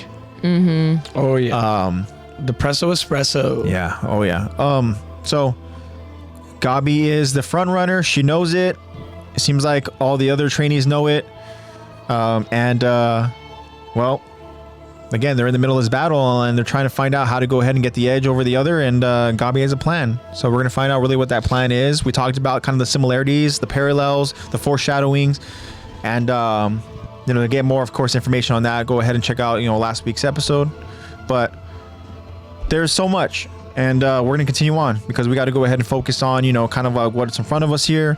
We're going to find out again about Gabi's plan. We talked about, and Zach described her plan as her holding this bouquet of bombs. And we're going to go ahead and find out what the hell the plan is. We do know that we got our tight. Is the fan on? There we go. We do know that, I guess maybe plan B, or maybe it's like whatever it is, but they have Titans over on the back burner here. They do. Just in case. That's we got our the oh crap button. Yeah. Commander McGath, he does not want to go ahead and risk losing any more Titans. It's very clear. They have that trauma of losing Titans. And losing two Titans is too many. Yeah. You don't want to lose any, of course. And obviously. we talked about the Titans that they've lost. Obviously, they lost a Colossal and they lost a female. Those are very important Titans to have. Obviously, the Colossal has been described as like the Titan that is the most lethal and devastating and destructive. The nuke. Yep. And also we saw what Annie's capable of. We saw what Annie is capable of as her female Titan, and that Titan puts fucking work in. Seriously, I think that's more credit for Annie, though. Yeah, definitely. Honestly, just trained to be a weapon. Yeah, definitely. But then that means losing Annie as this Titan. I mean, that is something that you did. You just, again, it's just a big loss. So, again, I understand Magath not wanting to go ahead and risk these Titans. Yeah. And an important detail is the reason why he doesn't want to put these Titans out there is because there's this armored train. Yeah, with what is it, 50 millimeter? Yeah, it's like I'd have to go back and look, but the weapons that this train has is so lethal to Titans that he can go ahead and take out a Titan in one shot if directed over in the right place. Yeah, they're lethal. Mm-hmm. So why risk Titans, right? The Titans that they specifically mentioned would be the jaw and the cart. I still don't want to lose those Titans if you're Marley. Totally. So anyways, they have Titans that are there, and we're going to go ahead and learn more about that as well. But we're going to go ahead and see what the hell happens over in this this battle where they're at. Again, we described this battle as being kind of in this open rocky terrain. Looks like it's almost kind of like in this desert. Again, it's kind of we can obviously insinuate some kind of battlegrounds. We can insinuate that this is over in the Mid-East somewhere. Yeah, it definitely seems Middle Eastern. Yeah. So, all right. You both ready? Mm-hmm. Yes, sir. All right, let's do this. So again, guys, this is season 4, episode 1. This is the other side of the sea. This is part 2 of our episode breakdown discussion. We begin this episode with Gabi's determined quote. Mark my words. I'll destroy that train and prove no warrior candidate deserves to inherit the armored more than me. Falco stares at Gabi with a look of concern as Gabi is prepared to show her determination and that she deserves to be the armored Titan. Commander Magath asks, "What are you doing?" as Gabi strips her uniform off. Gabi explains, My plan won't work if I'm in uniform, sir. With your permission, I'd like to remove my armband as well. Magath orders, "Granted." An injured Falco just still stares at Gabi, helpless. But now we see the other party involved in this battle. We see the Mideast allied forces in their trenches preparing for the Marlians to attack. A member of the forces notices something as he says, "Hey, there's someone coming. Look there." Another member of the forces looks through the scope of his sniper to notice a young girl signaling out in the open. The member responds, "It's a woman. A girl, really. It looks like she's trying to surrender." The first member responds, "Yeah, right. Don't trust it. She could be Eldian." The other member now states, "She's limping, as if she's wounded or something. Maybe her foot's been shackled?" But little do they know, this girl, Gabi, is limping due to the bouquet of bombs that she has tied around her ankle. The first member responds, "Who cares? She probably is Eldian. Shoot her before she transforms." The other member tells his partner, "I don't shoot kids. You've got a gun. If you want to shoot her, you do it." The first member sighs. "Shit," as he raises his weapon and aims it at Gabi's direction. They both notice the girl slowly walking closer, but then the girl falls. Both members look as they wait in confusion. We notice Gabi reaching for her ankle. Gabi grabs onto a rope connected to the bouquet of grenade bombs as she looks up to notice the armored train beginning to pass in front of her. Gabi continues to stare, waiting to strike as she whispers to herself, Not yet. Her grip tightens while holding the rope connected to the bombs. Wait for it. The armored train is about to pass in front of Gabi. Not yet. The Alliance members watch her every move. "She's just lying there." The other member tells his partner, "Who cares? Shoot her!" Gabi abruptly jumps up with the bouquet in hand and yells out, "Here goes nothing!" She launches the bouquet of bombs. As each clip of the grenades are released, the bouquet perfectly lands onto the tracks as the armored train is about to pass over it. The train passes over the bombs. Then the bouquet explodes. The two members of the Mideast Allied forces stare in astonishment as the armored train flips to its side. But as the train lands, it appears to crush the two members. A Marleyan soldier announces, "She pulled it off!" As everyone else watches in disbelief and in awe. Commander Magath orders, "Galliard, you're up!" Meanwhile, Gabi is celebrating at her accomplishment, waving her hands in the air. Gabi now begins running back to base. However, that first member of the Allied forces is actually still alive as he reaches for a nearby turret. Damn it, you cowardly bastards. This is exactly why we should kill every one of you on sight. The member unleashes a wave of turret fire towards Gabi as she desperately tries to make it back to base. Falco yells out, "Gabi!" as he leaves the bunker to now run towards her, but Colt isn't quick enough to grab Falco. Hold on, Falco! Falco runs towards Gabi as Gabi notices safety in front of her. Gabi then jumps towards an open crater-like pit for cover as Falco jumps towards Gabi with his hands reaching out towards her. They both land in this pit as something jumps in front of them to aid and protect them. They both look up to notice Galliard's Jaw Titan protecting them by shielding them from the turret fire. The Jaw Titan stares at the turret as Gabi is thankful. "Galliard, thank you!" The Jaw Titan then takes off with a force of speed and quickness as the member of the Mideast Allied forces desperately tries to take out the Titan, screaming in a panic. The Jaw Titan very easily takes out the member, as now we notice a Marley airship overhead. A Marleyan in the airship receives a call and then informs, "Our forces have disabled the armored Titan." Sorry, let me try that again. Mm-hmm. I was like, he's not here. Okay. Not yet. Let me try that again. "Our forces have disabled the armored train. We can now commence the airborne assault. The plan from this point is straightforward. Zeke will be our spear, and Rhina our shield." We see Zeke and Rhina in the airship, prepared.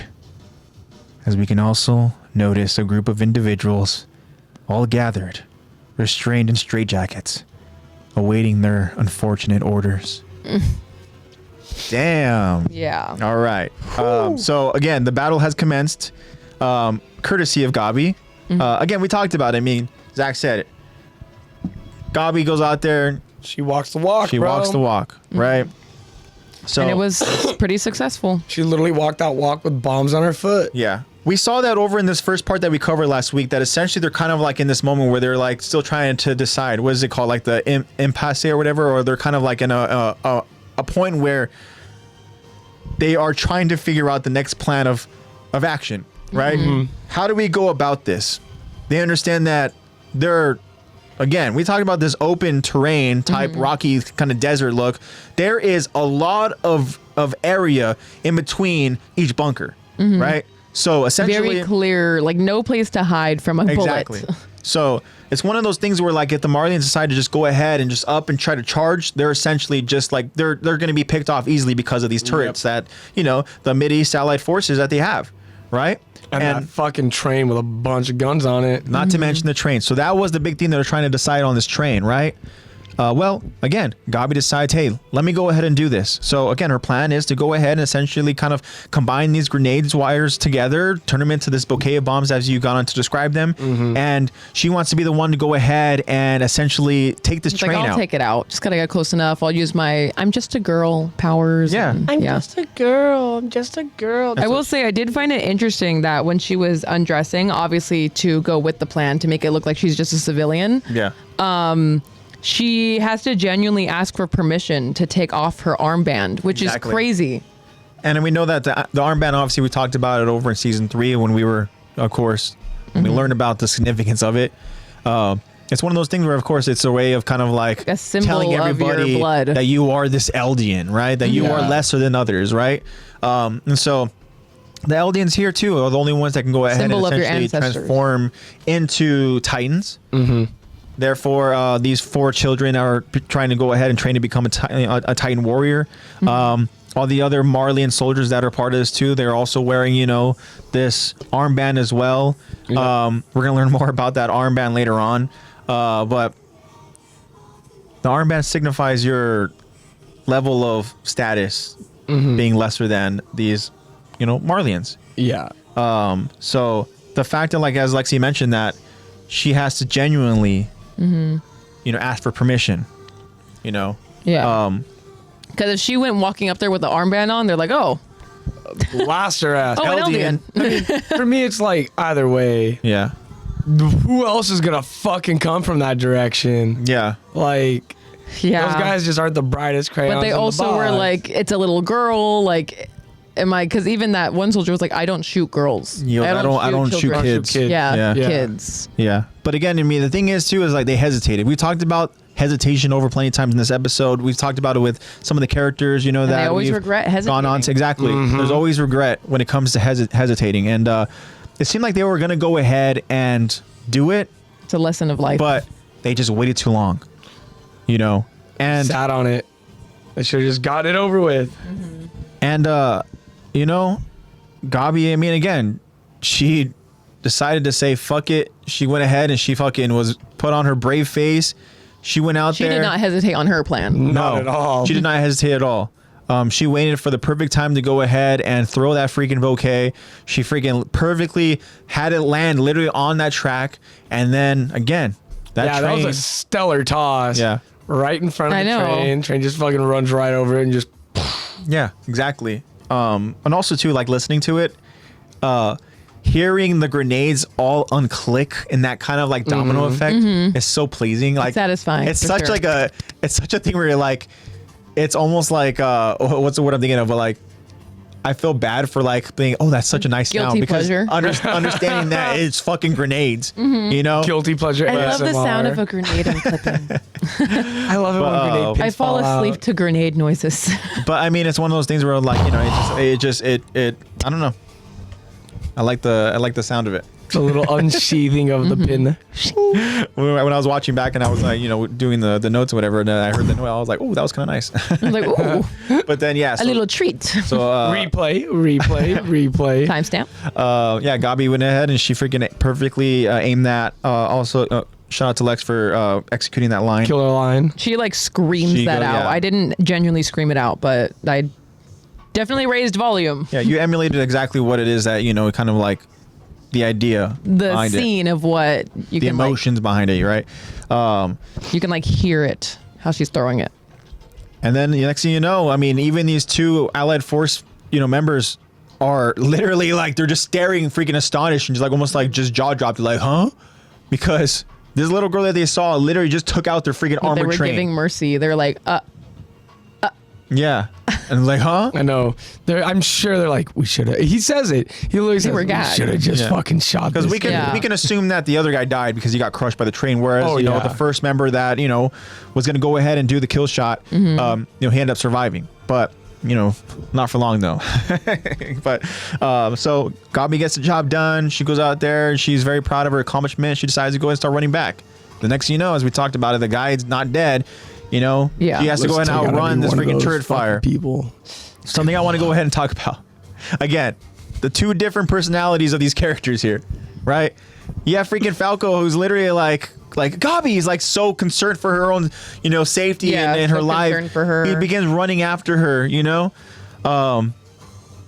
Headlong towards bullets to someone who's running away from bullets. He goes out there and he literally jumps towards her. He's like, let me save you. Whereas she doesn't give a shit about Falco. She's like, I see a little freaking pit that I can go and jump in to try to hide. I know. She's more shocked than anything to see Falco. She's like, why the fuck did you come she's out like, here? you idiot. Why are you put here? yourself in harm's way for me. Yeah. Yeah. She's And like, then- I got this. She probably also thinking too, I'm like, you're trying to try to outshine me, and more on that too later on because of a more specific thing. But she probably is thinking that like, why are you over here? You're trying to outdo what I just did or whatever. Yeah. Yeah. And she's obviously very competitive like that. Like, I'm fine. This was a part of the plan. Yeah. But Trying to save the hero. then she ended up getting saved, her and Falco, and that's when we get our Jaw Titan reveal. You know, we go ahead and we see the Jaw Titan. Woo! It actually is a really cool moment when you go ahead and you watch it back and this and that, you know, to go ahead and see just like Galliard's Jaw Titan just kind of like standing there protecting them, looking down at them as the turret fire is literally just bouncing off of the actual like skeletal face that this Jaw Titan has. And then the moment that Galliard kind of just like goes out there and like just turns and like it's one of those things too, like with my camera too, where it's like, imagine just like looking over at these kids and all of a sudden just turning to whoever is trying to shoot them, just goes like, yeah. And that's then the moment where you realize like, that's the part where you shit yourself. yeah. And then, you know, we talked about it here.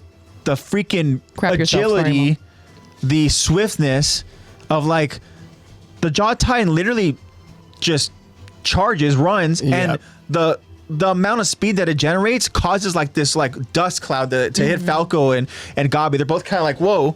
And this guy at turret fire is literally like, ah! He literally is for like, his life. He's about to go ahead and yeah, I mean, he's couldn't even kill one kid. Yeah, I mean, and then again, so as easy as it was, the Jaw Titan just like put the dude out of his misery. He literally just like puts his hand on top of the blocks and just fucking crushes him under it. No, he's in CG. Is this our first CG Titan? I think no, we had CG in season 3. We had Armored Titan as pretty unfortunate CGI. Yeah, you're right. That was when they went ahead and did the first little CGI Titan. Yeah, it was during the battle for well done CG Titan. Yeah, because this is Mappa. Yeah, we're just now seeing Mappa. Yeah, because before that, for the wait, it was the battle for Shiganshina CG. Yeah, colossal. Okay. This is the CG that we wanted originally. Yeah. No discredit to Wit. It's what they had at the time. They are OGs. It was a long time ago, and now new animation styles have come out. And plus, have you seen Mappa's? Whoever their boss is, whoever that dude was, who has literally eye bags on his eye bags. Yeah. Poor guy. The king of running. Continue to talk about insane labor.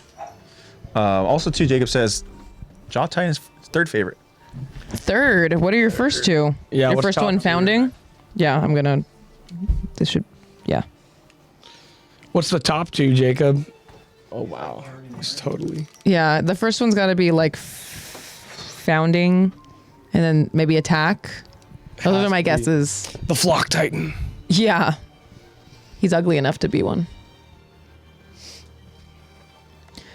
The suspense is killing me, Jacob. I know, he makes us wait for it too. Also, there's been a lot of Gabi hate coming from his end as well. Good. Keep it that way. Fuck that little girl. Attack is number 1 and second is Armored. Okay. You like depressed men. I see. Makes sense. Me too, bro. Armored Titan, great character development from Rhino. I think the development might go... I was gonna say backwards, but then I realized where we started was him being like mentally. I think it's just a development into a different condition. It starts off as bipolar, He was already broken, multiple but now he's just personality, and then it fractured. turns into like suicidal. I'm not allowed to say that. Sewer slidal. Sewer slidal. Yeah. Permitting sewer slides. Yeah, that. Talking Dang about Rhino it! That's my being sad. second word that I'm not allowed to say. Yeah, unaliving himself. Yeah. Don't let me make TikToks. And then like depression. All those banned words. Is the second. I am a depressed man. Makes sense. Well, we all have You're a little watching bit One depression. Piece. It's okay. Yeah. It'll get better. But yeah, so Jaw Titan's here. Jaw Titan makes his reveal. Again, this was the Titan that kind of they teased over in the trailer for anybody that was going to anticipating season 4. And yeah, I mean, Galliard's Titan looks cool. We find out later on that Galliard, I should say Porco's Titan, also is the same Titan that Marcel would have turned into. Which, can you imagine those Island Devils would have seen that Titan? Oh God. Nuts.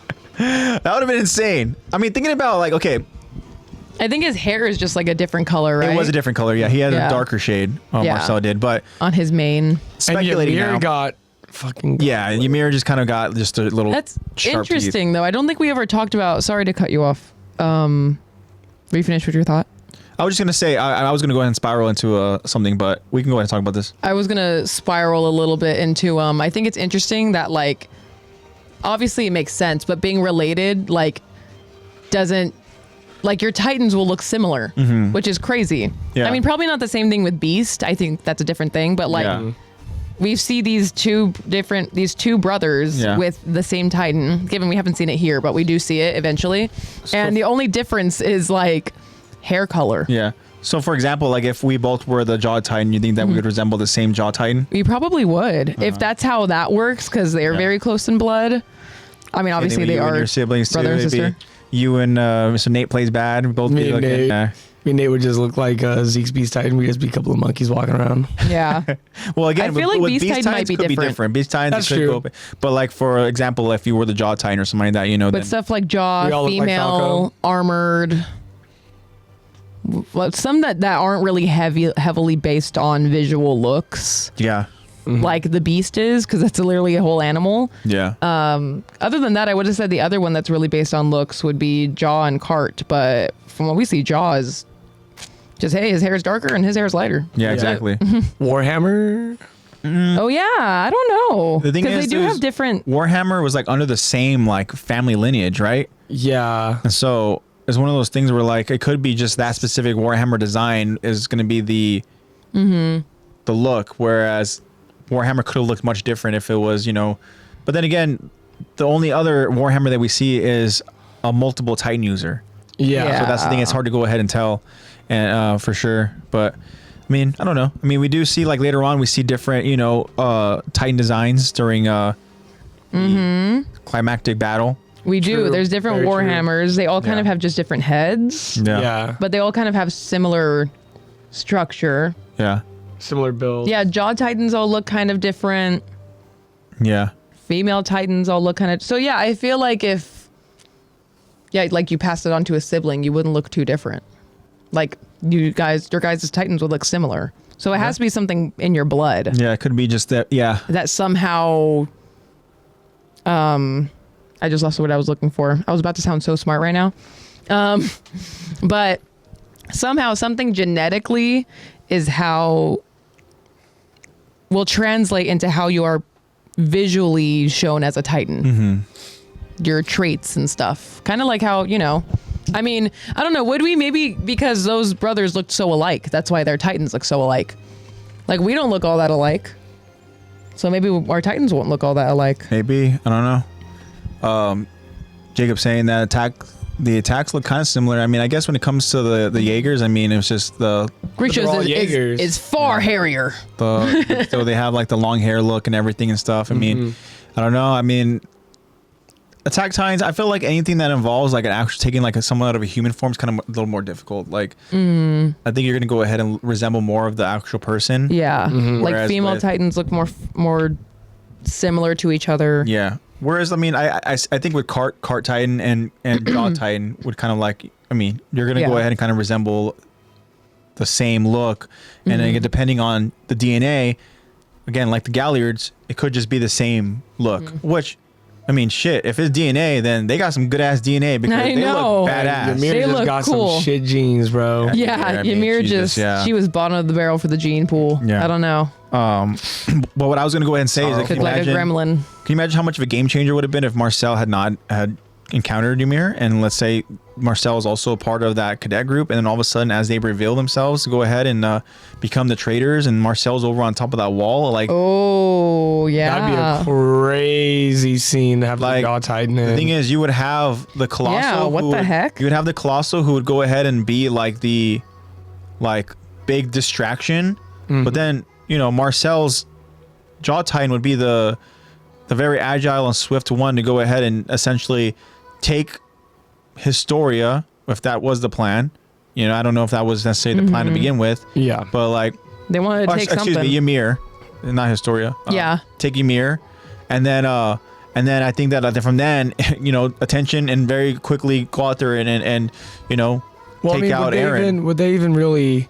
Oh, you're right. They wouldn't even want Ymir. They wouldn't. Yeah, I was gonna say they wouldn't even need her. Maybe they're just going after Eren. So they would just be I mean, you would have the big distraction, get the coordinates. focusing over on the scouts, trying to go out and release steam and keep the scouts away, and then you would have Rhina's armored, and you would have Marcel's jaw going after Eren. That's a tough fight for parity, bro. Yeah. The thing is, though, Eren, he's struggling even with Rhina. He figures it out literally mid-fight. So if he's having a whole ass freaking jaw titan over on his back, there's no chance. Eren's getting taken, and even then, it's like they're not getting Eren back because no one can chase him. No one can. The only reason why they did is because freaking the jaw titan, Ymir's jaw titan, went ahead and kind of she's playing both sides. So yeah, I mean, I think it would have just been game over.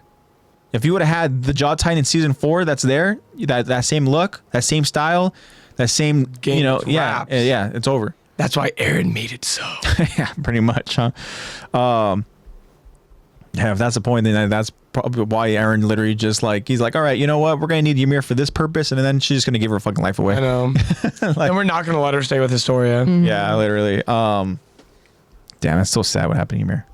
I know. All right, so yeah, Jaw Titan's involved now over on the battlefield.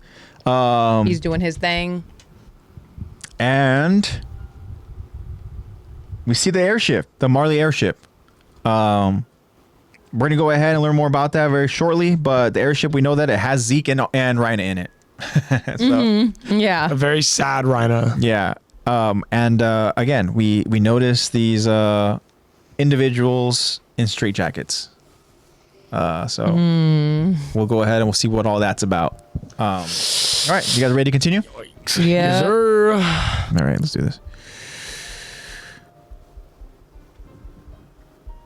Should I change the song? Up to you. Rumbling. I'll keep it. It's gonna change in Zebra Cakes, what song do you think we should listen to right now? I know. Bro, what's our next cue? I'm literally Rhina Braun. He's someone new every week. It's crazy. Okay, let's continue on with the story now. All right, we continue as the battle now gets really intense. With the armored train removed from the battlefield, Marleyan soldiers rush towards the Mideast Allied forces as both parties send waves of gunfire towards each other. The Mideast forces send mortars, launching them into the air as they crash down onto the battlefield. We see Marley soldiers rushing past the mortars as others are gunned down by turret fire. We see Marley soldiers using bodies for cover. One Marley soldier climbs to the top of this mountain of bodies, only to notice the battlefield in full effect. The soldier becomes emotional, almost confused with what he's fighting for. The soldier looks to his left, noticing the Jaw Titan looking like a demon in the dark smoke, swiftly taking out Allied force members. The Jaw Titan goes on a rampage, clawing members to oblivion, and even tearing apart the train tracks with his powerful Jaw Titan teeth. Mideast Allied forces in their trenches focus on raining gunfire until a large shadow covers over them. The Allied members look up to notice another nightmare. The Cart Titan. We see the Cart Titan wearing its battle armor, with the Marley soldiers raining down gunfire on the Cart Titan's back. But we noticed upgrades, as what appears to be 3 rotating turrets on the cart's back. Allied forces, hidden in bunkers, are frozen in fear just from the sight of the Cart Titan. The cart reveals the hidden forces by removing the bunker roof, allowing Marley soldiers to gun down the Allied force members. The battlefield is gruesome, as bodies begin to flood the open terrain.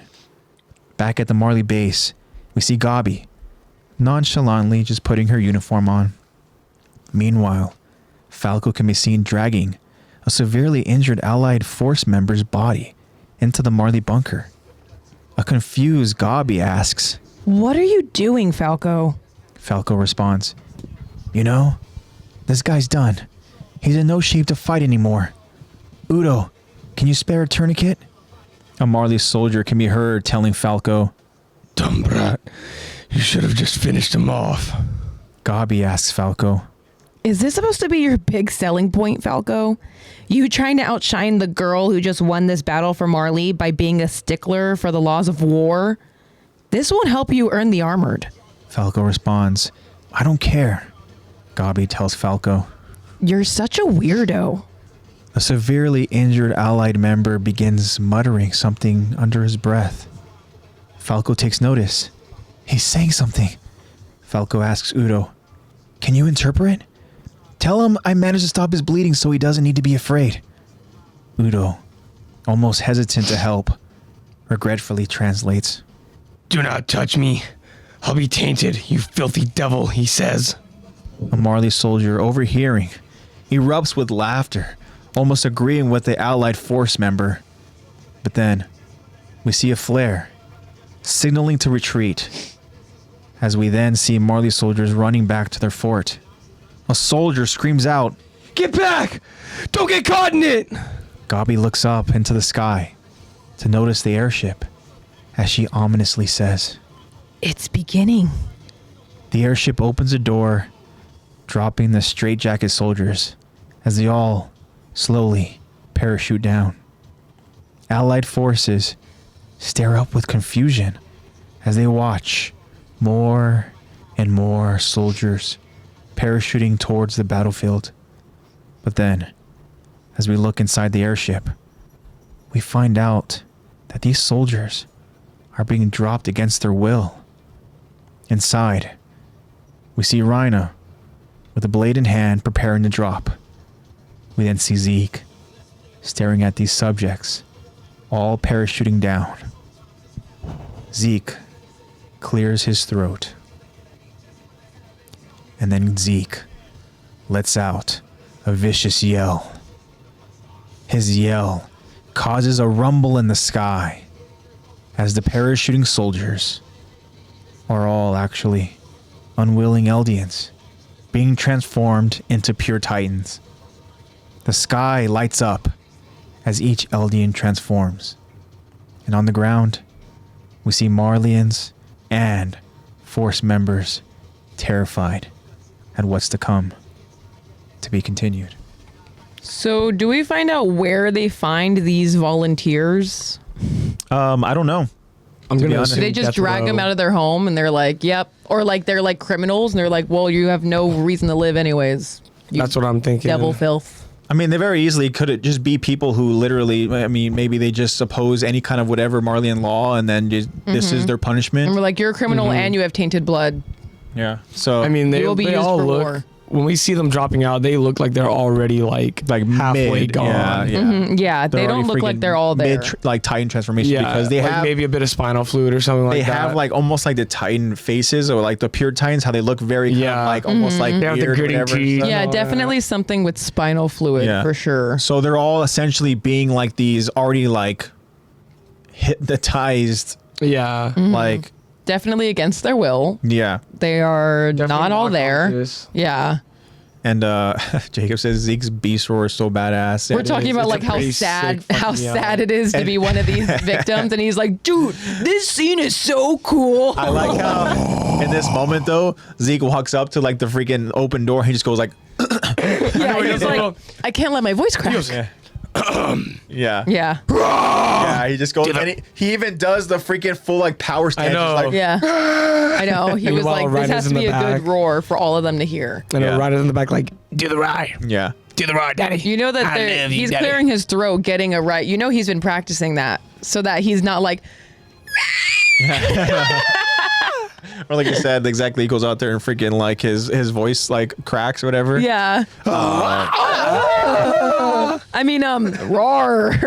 I mean, I guess it's still I guess it's still scary when you see Wow. actual Titans literally being transformed. So it's like, oh shit. Like it is raining weapons. Like Yeah. it is raining like live It's weapons. raining giant bodies. Yeah. Exactly. And Oh God.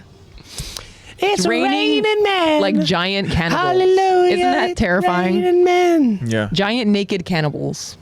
And then we see Giant obviously naked Rhina's cannibals. preparing to go ahead and join the group because we see that he has that pendant little dagger that he's gonna use Yeah. to slice He himself. just sliced his hand with. Yeah.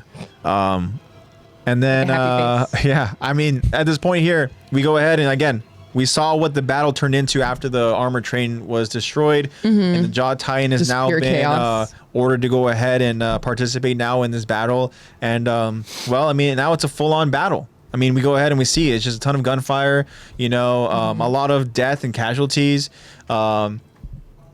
to the point where even like we're seeing like people are, as we described, using bodies as cover, you know, and Just doing anything you can to survive. Yeah. Like it's purely fight or flight. Yeah. Now, a scene here that, again, insane. But when I put...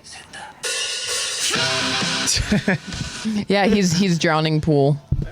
That would be insane, though, if he just full on just like drowning pool method. That's the soundtrack you hear is Zeke's fucking dropping bodies on you. Oh my gosh, Josh! Hey man. Yo, what's up, Josh? We talked about your answer to the Q&A. Yes, sir. Definitely. With your new We talked about thought that. you could hide from us with your new username. I know, sniffed you right? out. Yeah, I sniffed you the out. coordinate scene. Bad girl over here. Yeah. But I want to go ahead and say the scene is so fucking cool, but also so haunting. And that's when you see all the black smoke covering the air. But in that smoke, you just see the Jaw Titan silhouette just like, just slaughtering. Like it's cool, but And then you also see like these wow. fucking Yeah. red eyes in the dust Yeah. just staring you Oh. down. just slaughtering. And then again, you know, you have these people, these Mideast Allied Force members that are already scared, but they're still trying to go ahead and continue on with this battlefield that's happening, right? This war. And then all of a sudden, another freaking just shadow. And they look up, and it's... Can you imagine you see a fucking full-on decked out, like, battle-ready cart titan? I know that Oh, that hell scene no. is terrifying and it's supposed to be scary, but every time I think about every time my I see God. that scene or think it from their perspective, all they see is just duh. It's this big old duh face. Big fucking Yeah, but it's nose. just... It's Big almost, nose. but this duff face has, like, a freaking, like, helmet. Yeah, you but know, it's and got stuff. like Yeah. it's fully like it's almost like yeah, it's like metal and like leather or something Yeah. strapped together Yeah. to I make like her little how- mask. I like how she sniffs into the hole and flips the whole Yeah. thing around. Yeah, It's like exactly. you were found by like a dog. It's like, Yeah, this for is a real. POV of a beetle being found by a dog. Yeah. You're like, oh, duh. Yeah. And then too, I mean, let's talk about the upgrades that the cart titan has now. I Upgrades. mean, and before essentially you had like one person who would go ahead and kind of just be over on the cart titan's back in this kind of Yeah. like this cart titan suit that they go ahead and they put on, right? Yeah. Which well, must take forever to build. yeah. So now you have essentially these three Actually, kind of no, their like funding is probably very towards that. very protected, kind of like rotating type turret things too.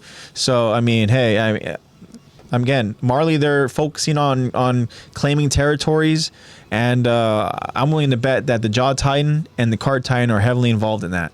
Oh yeah. Yeah.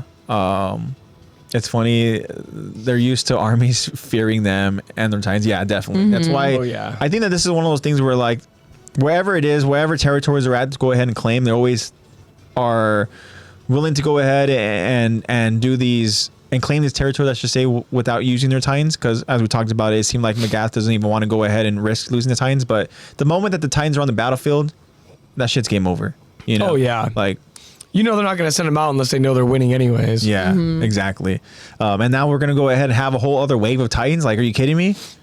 I You know. like, Falling from the sky. yeah, and damn.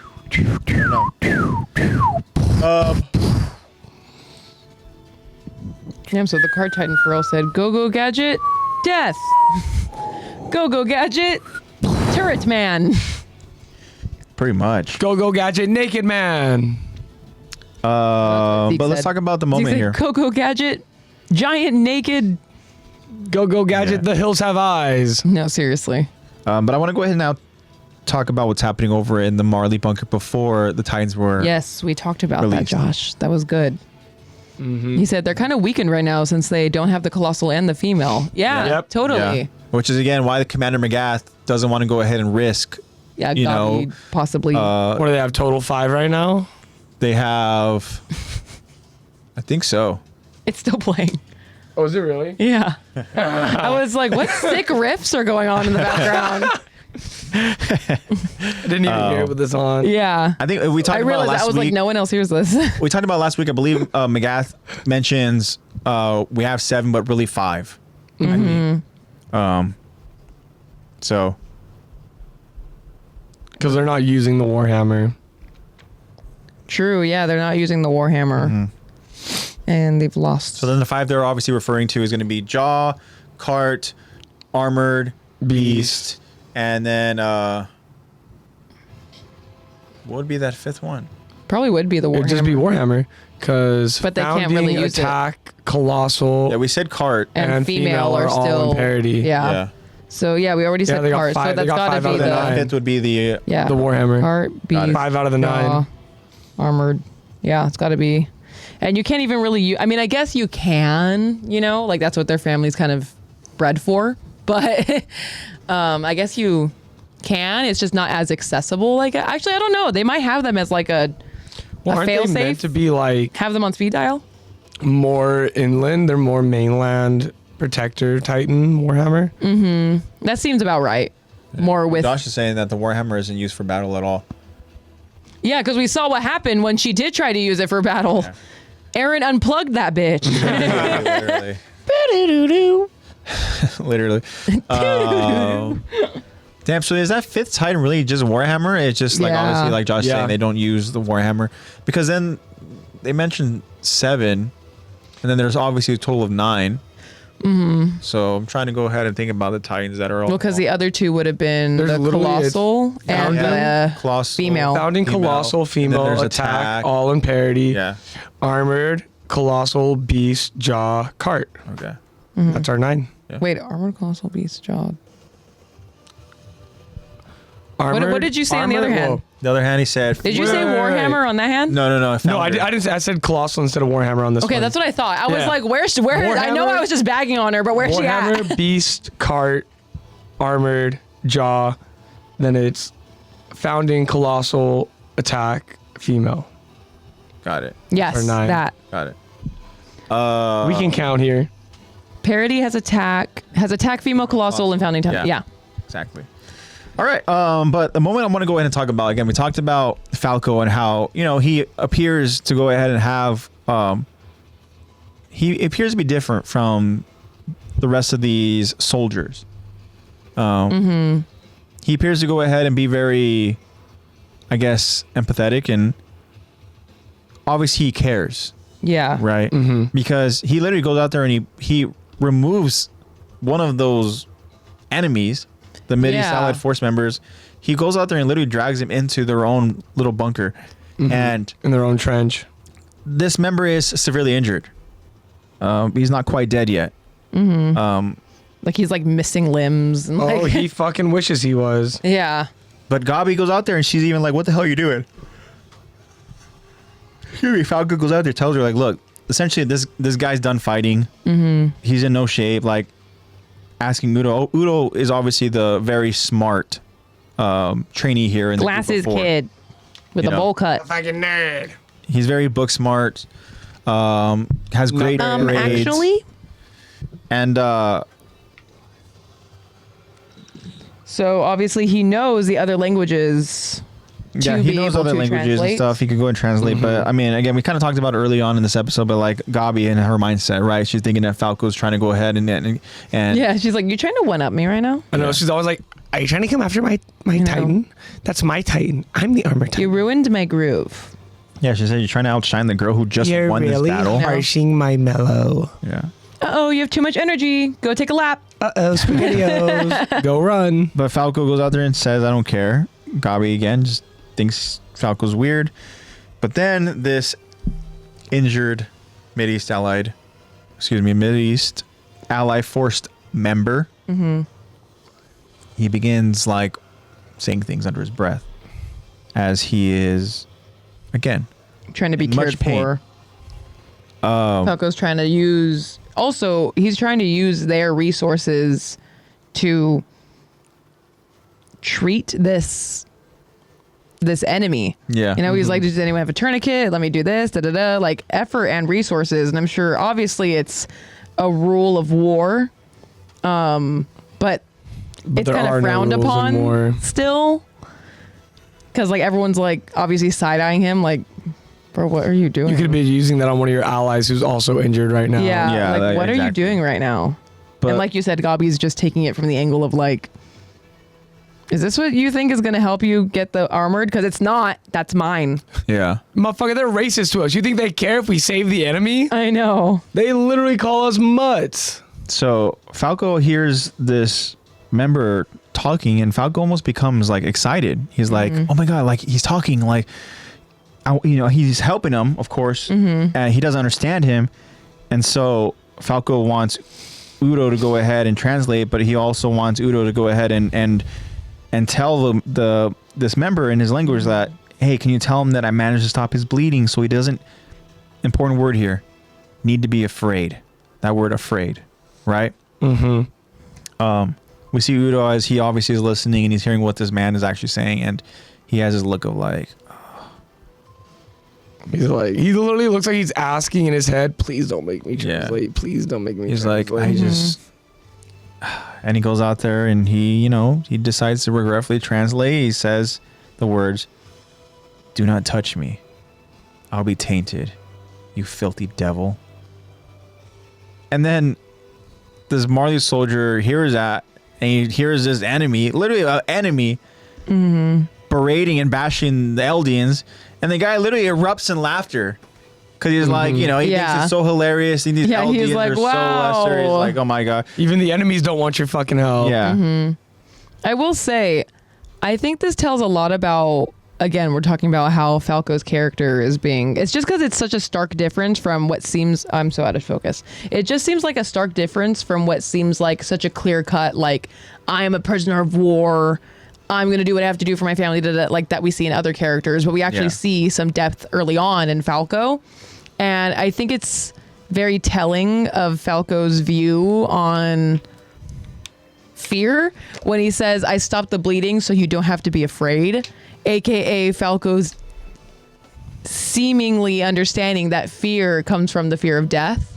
Meanwhile, this dude is like, please give it to me.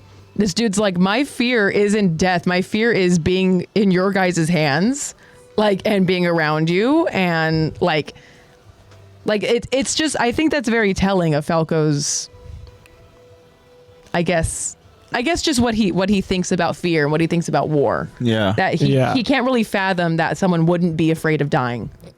Well, for me, it's like, it sounds more like a religious thing, like, don't touch me with your filthy hands. You're like what's the exact line he says? It'll be like tainted or something like that. Yeah, I'll be tainted by your devil muck. Yeah. Or something. Yeah. Don't touch me. I'll be tainted, you filthy devil. Tainted with your cooties. I know. And he literally calls him a devil. And like, that's why it makes me sound like, it sounds more religious to me. He's like, I can't go to my afterlife that my people believe in if I'm with you, because you are going to contaminate me. Yeah, from that fucking dying satanic devil titan shit. Middle East allied. And then again, force. like the fact of the matter is, like, this kid is trying to help him. So again, it's just, we talked about that kind of like unfortunate same mindset. Yeah. We talked about at the start of this episode. It's like, it's one of those things where I'm like, hey, they are not seen as human. There's a lot of different characters, a lot of different, again, we're over in these different locations and settings and stuff like that, but it's still that same, mindset that so many of these people here outside of this island that we were just kind of like focusing on for 3 seasons. Yeah. Like, it's just different. It's like, and where, like, we understand that it's very simple over at that island, but it's almost like simple is just better. It's like simple causes things. Ignorance to be, is bliss. Yeah, exactly. Totally. It's just, it allows things to not get very complicated. Well, I mean, the island has its hierarchies and this and that, but at the end of the day, I mean, not to this extent. When you have literally war happening, and then you have a kid just wants to try to go and do right by, his own kind of like morality and help somebody. And again, you got the person who's literally on the brink of death, not wanting the help. Yeah. He just goes to show, again, like you were trying to say, like literally it's almost like a religious thing. It's almost like something where it's like, I'm going to be infected, and almost like if I go into this afterlife being infected by this person, like, am I going to be allowed into the after and beyond is and stuff, like. Meanwhile, Aaron's the only one who decides that. Yeah. Real quick, Zach, can you read what Josh has been saying? He's been saying a lot of good stuff. I know, I've been seeing it. I was waiting for him to wrap it up. So he's talking about there's 3, all the Titans are in trios. So there's molding, principal, and monstrous. Molding is about size, shape, and composition. That's going to be the armored, colossal, and Warhammer Titan. Principles about abstract principles such as freedom, adaptation, and unity. So I think the Attack Titan, the Female Titan, the Founding Titan, and monstrous are going to be the Cart, Beast, and Jaw. So those are our 3 trios. Yeah. I you know what? That is a good way to split them up. Yeah, and then he goes on who's to say, who's molding again? Warhammer. molding is Warhammer, Armored, and Colossal. And It's about Colossal. size, shape, and composition. Oh, yes. Okay. And then he goes on to say, because Jacob asked, so all Titans were originally in Marley, and Josh goes, Eldia ruled Marley, and then King Fritz became a coward and sold everyone out and hit on parity and allowed Marley to take over, which in turn gave them all Titans except the Attack and Founding. Josh, dude, you give me a little history lesson every time you're here. A little AOT history. Yeah, totally. Everyone would love your class, bro. It's the hat. The thing is, though, is my fear would be that the government over in Parody would think that Josh would know too much. Yeah, totally. Yeah, they'd be like, why are you studying so much about Titanology? Be like, this person knows a little too much. Next thing you know, Josh just goes missing. I know. Yeah, they He's kill him. gone. Yeah, they'd kill me. He's a bit off me real You're quick, too bro. perceptive, bro. You'd be like, he's dangerous. Knocking the door and you just see this freaking people with these Kenny Ackerman hats and just dark suits. Yeah, the men in black visit you. All I can think about is Nardwar and Lil Uzi when Nardwar gives him the Rob Zombie poster and he's like, you know too much. Yeah, he's like, He knows too much. Yeah. But then again, I mean, it wouldn't take much. So I think that it's safe to say that we'd be in that category too.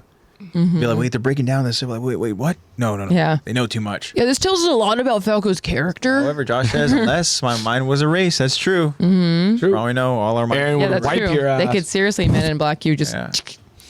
use the forget me stick. So yeah, again, there's something I want to talk about that soldier and his kind of like idea about these Eldians. It's the same sentiment and idea that all these other people that aren't Eldians have. Yeah. Eldians seem to be kind The of just Eldians like are that not bottom human. tier. Or at least don't deserve what other humans deserve. But then, just as Gabi says, she's looking up over at the airship and she's just ominously, it's just so creepy and ominous. She just says, like, it's beginning. It's like Like she's whoa. excited about it. Yeah. She Like, is. okay, girl. She's that maniacal combat She's crazy like, yes, side of war. Aaron. I'm sure that all she's thinking about is, yes, this is my chance to shine. I'll really inherit the armor. This is my Exactly. chance. Yeah. She's Something's like, happening more than just training. Just wait. man. Because my just grades wait. suck. Two sides, one coin. Just wait until I tell Zeke exactly how I freaking won this battle. Interesting. Do you also want to read what Josh's Yeah. Josh says that he changes his mind on the Q&A because he did just answer everything? everything. Pretty much answered like there's too much to list. He goes on by saying he's joining the group. he goes on everything the I've seen you guys are going to cover is the conversation with Aaron and Rhina during the declaration of war. Everybody wants to see the Everyone declaration wants of to see war. it because Yeah. it's like the entire episode. Yeah. However, Heisa does specifically say the discussion Yeah. between them. Much like Josh just did. The Yeah. conversation with Aaron and Rhina. Yeah, because that's a really cool reveal moment. Because we've had both Eddie and we had Bobby both say the declaration of war. Mm-hmm. Awesome. I just want to see Aaron grow a then- leg back. Yeah, Jacob also talk about the scene in that same episode. Jacob says, I'm excited to throw Gabi out the blade. Yeah, If only it was that simple. I fucking wish. we're just looking However, forward. my concern is that if she was thrown out, then Falco would just nosedive for her. Yeah, I know. totally. Dive down and try to get Gabi. He's like, Actually, I changed my mind on the answer. The scene I'm most excited for us to Ooh, cover. Josh, you better be there with us when we do it, when we cover it live. You all better be yes, there. please. Eddie, Bobby, you all better be Keep there. an eye on that story. I already know Jacob's going to be sir. there. But you all better be there when we go ahead and we talk about it. What are you going to say, Lex? I'm sorry. I changed my answer on what I'm looking most forward to for us to review. Okay. It's the scene where Gabi gets her head bitten by a horse. Oh, that's a great scene. That's the scene I'm Yeah. looking for. Yeah. Yeah, exactly. All right. Yeah. So that's all we're going to focus on in this episode. We will go ahead and finish off episode 1 next week. Yes, sir. We'll see the culmination of the freaking Titans falling from the sky. Yeah. Yeah, we'll continue on with season 4. Thank you if you stayed. Yeah, exactly. Huge Jeez. thanks to all of you that stuck around with us. I know that we went for damn near 3.5 hours. I mean, 2.5 hours. I was gonna say no way. Yeah, 2.5. No, we're at 2:18 right now. Full shift. Yeah. Yeah. Can you I imagine? mean, I'm like, shit. It's almost lunchtime. Okay. Time to clock out. Anyways, it's breakfast. Damn. So yeah. Of course. Guys, thank you, Josh. Thank you so much with it. We appreciate you guys. Yes, thank you. Just for sticking with us. And I know that we go ahead and we go on our rants, our tangents. We go on our deep discussions and all that stuff. And I know that, hey, 2.5 hours is 2.5 hours, but it goes by quick when, we're all together chatting. Mm-hmm. And again, I'm just so thankful for all of you guys. I love you guys so much, and I'm glad whenever we get to see all our friends join us and chat live, and it just the podcast is just it's not the same without you guys. You guys are a blessing, bro. Exactly. Yeah, thank you guys. Appreciate you guys so much. As Lexi said over in the start of the episode, make sure you guys go and follow us for all the updates over on the Instagram at Attack to Talk Podcast. Mm-hmm. We will do our best to go ahead and get out the episodes as well as get out the poll questions and the Q&As over in a timely manner. And yeah, it felt good to go ahead and get back into the Q&As. We got to get back into poll questions. I love hearing your guys' input on stuff. Exactly. So keep an eye out for more. And keep an eye on the TikTok, because I may or may not be cooking up some clips, perhaps. Ooh. So we'll see. I've been doing it during my breaks at work. Okay, right on. But we'll see. We'll see. All right. Very Keep an cool. eye out on that. Sick. Yeah. And also, too, do not be afraid to go ahead and just pass along the TikTok or pass along, just the podcast and everything to anybody else that you may think that would enjoy hanging out with us and stuff. Spread the love, guys. Spread the love. I know Like that you guys my real life friend Pretty that joined us today. Yeah. Shout out to Pretty. Thanks, girl. Yeah. Shout out to Pretty. She was listening to us while she was cooking. That's awesome. Yeah. And Pretty, of course, just go ahead and join us, even if it's just, to have something on We the may not talk about Jamie Lee Curtis every day. I can guarantee you that we won't be talking about her every time we have a stream. Stay tuned, because you never know. We might be talking about some other random shit. So I know. We'll see, girl. We'll see. And also, too, sometimes Pretty, all it takes is for you just to mention something over in chat and for us to go and be like, Spiral. Yeah, totally. And we just take to it and we're like, anyway, so we all love hearing ourselves talk. So but yeah, I mean, it was awesome that Code Gabi. Code God. Gabi hate Code this Gabi stream hate was brought this to you stream. by everyone in the world that hates her, even Isiyama. Oh, the code is Gabi hate. Got it. All right. Got it. We'll go ahead and Code we'll Gabi read hate. that. We'll read that, and I'll read that in a better manner. He's the Josh goes, I love Gabi. Yeah. But yeah, guys. All right. So thank you. Shout out to Nate. Nate, thank you so much for trying to get these episodes out in a timely manner as well. Appreciate you, Nate. Yeah. All right, guys. So before we go ahead and say our goodbyes, Jacob would like to tell you guys, first off, Code Gabi hate. This stream was brought to you by everyone in the world that hates her, even the creator, Isiyama. And Josh counters with, I love Gabi. Awesome. Someone has to. For real.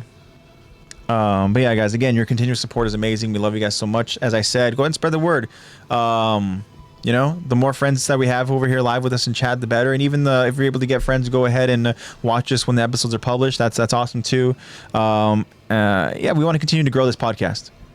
So you guys are awesome. Again, look out for this future Q&As and poll questions. You guys are so amazing. I hope that you guys have an amazing week, and I hope that you guys join us right here again over on another Time to Talk Tuesday.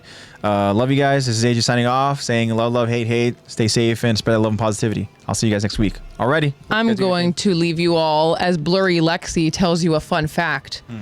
Blurry Lexi says, there is an anime that recorded their voice lines in outer space.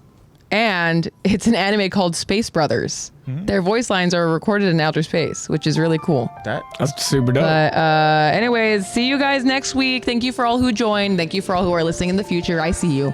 And yeah, hope you follow us. Hope you stick around. Okay, bye guys. Love you. Bye guys. All right, Zach.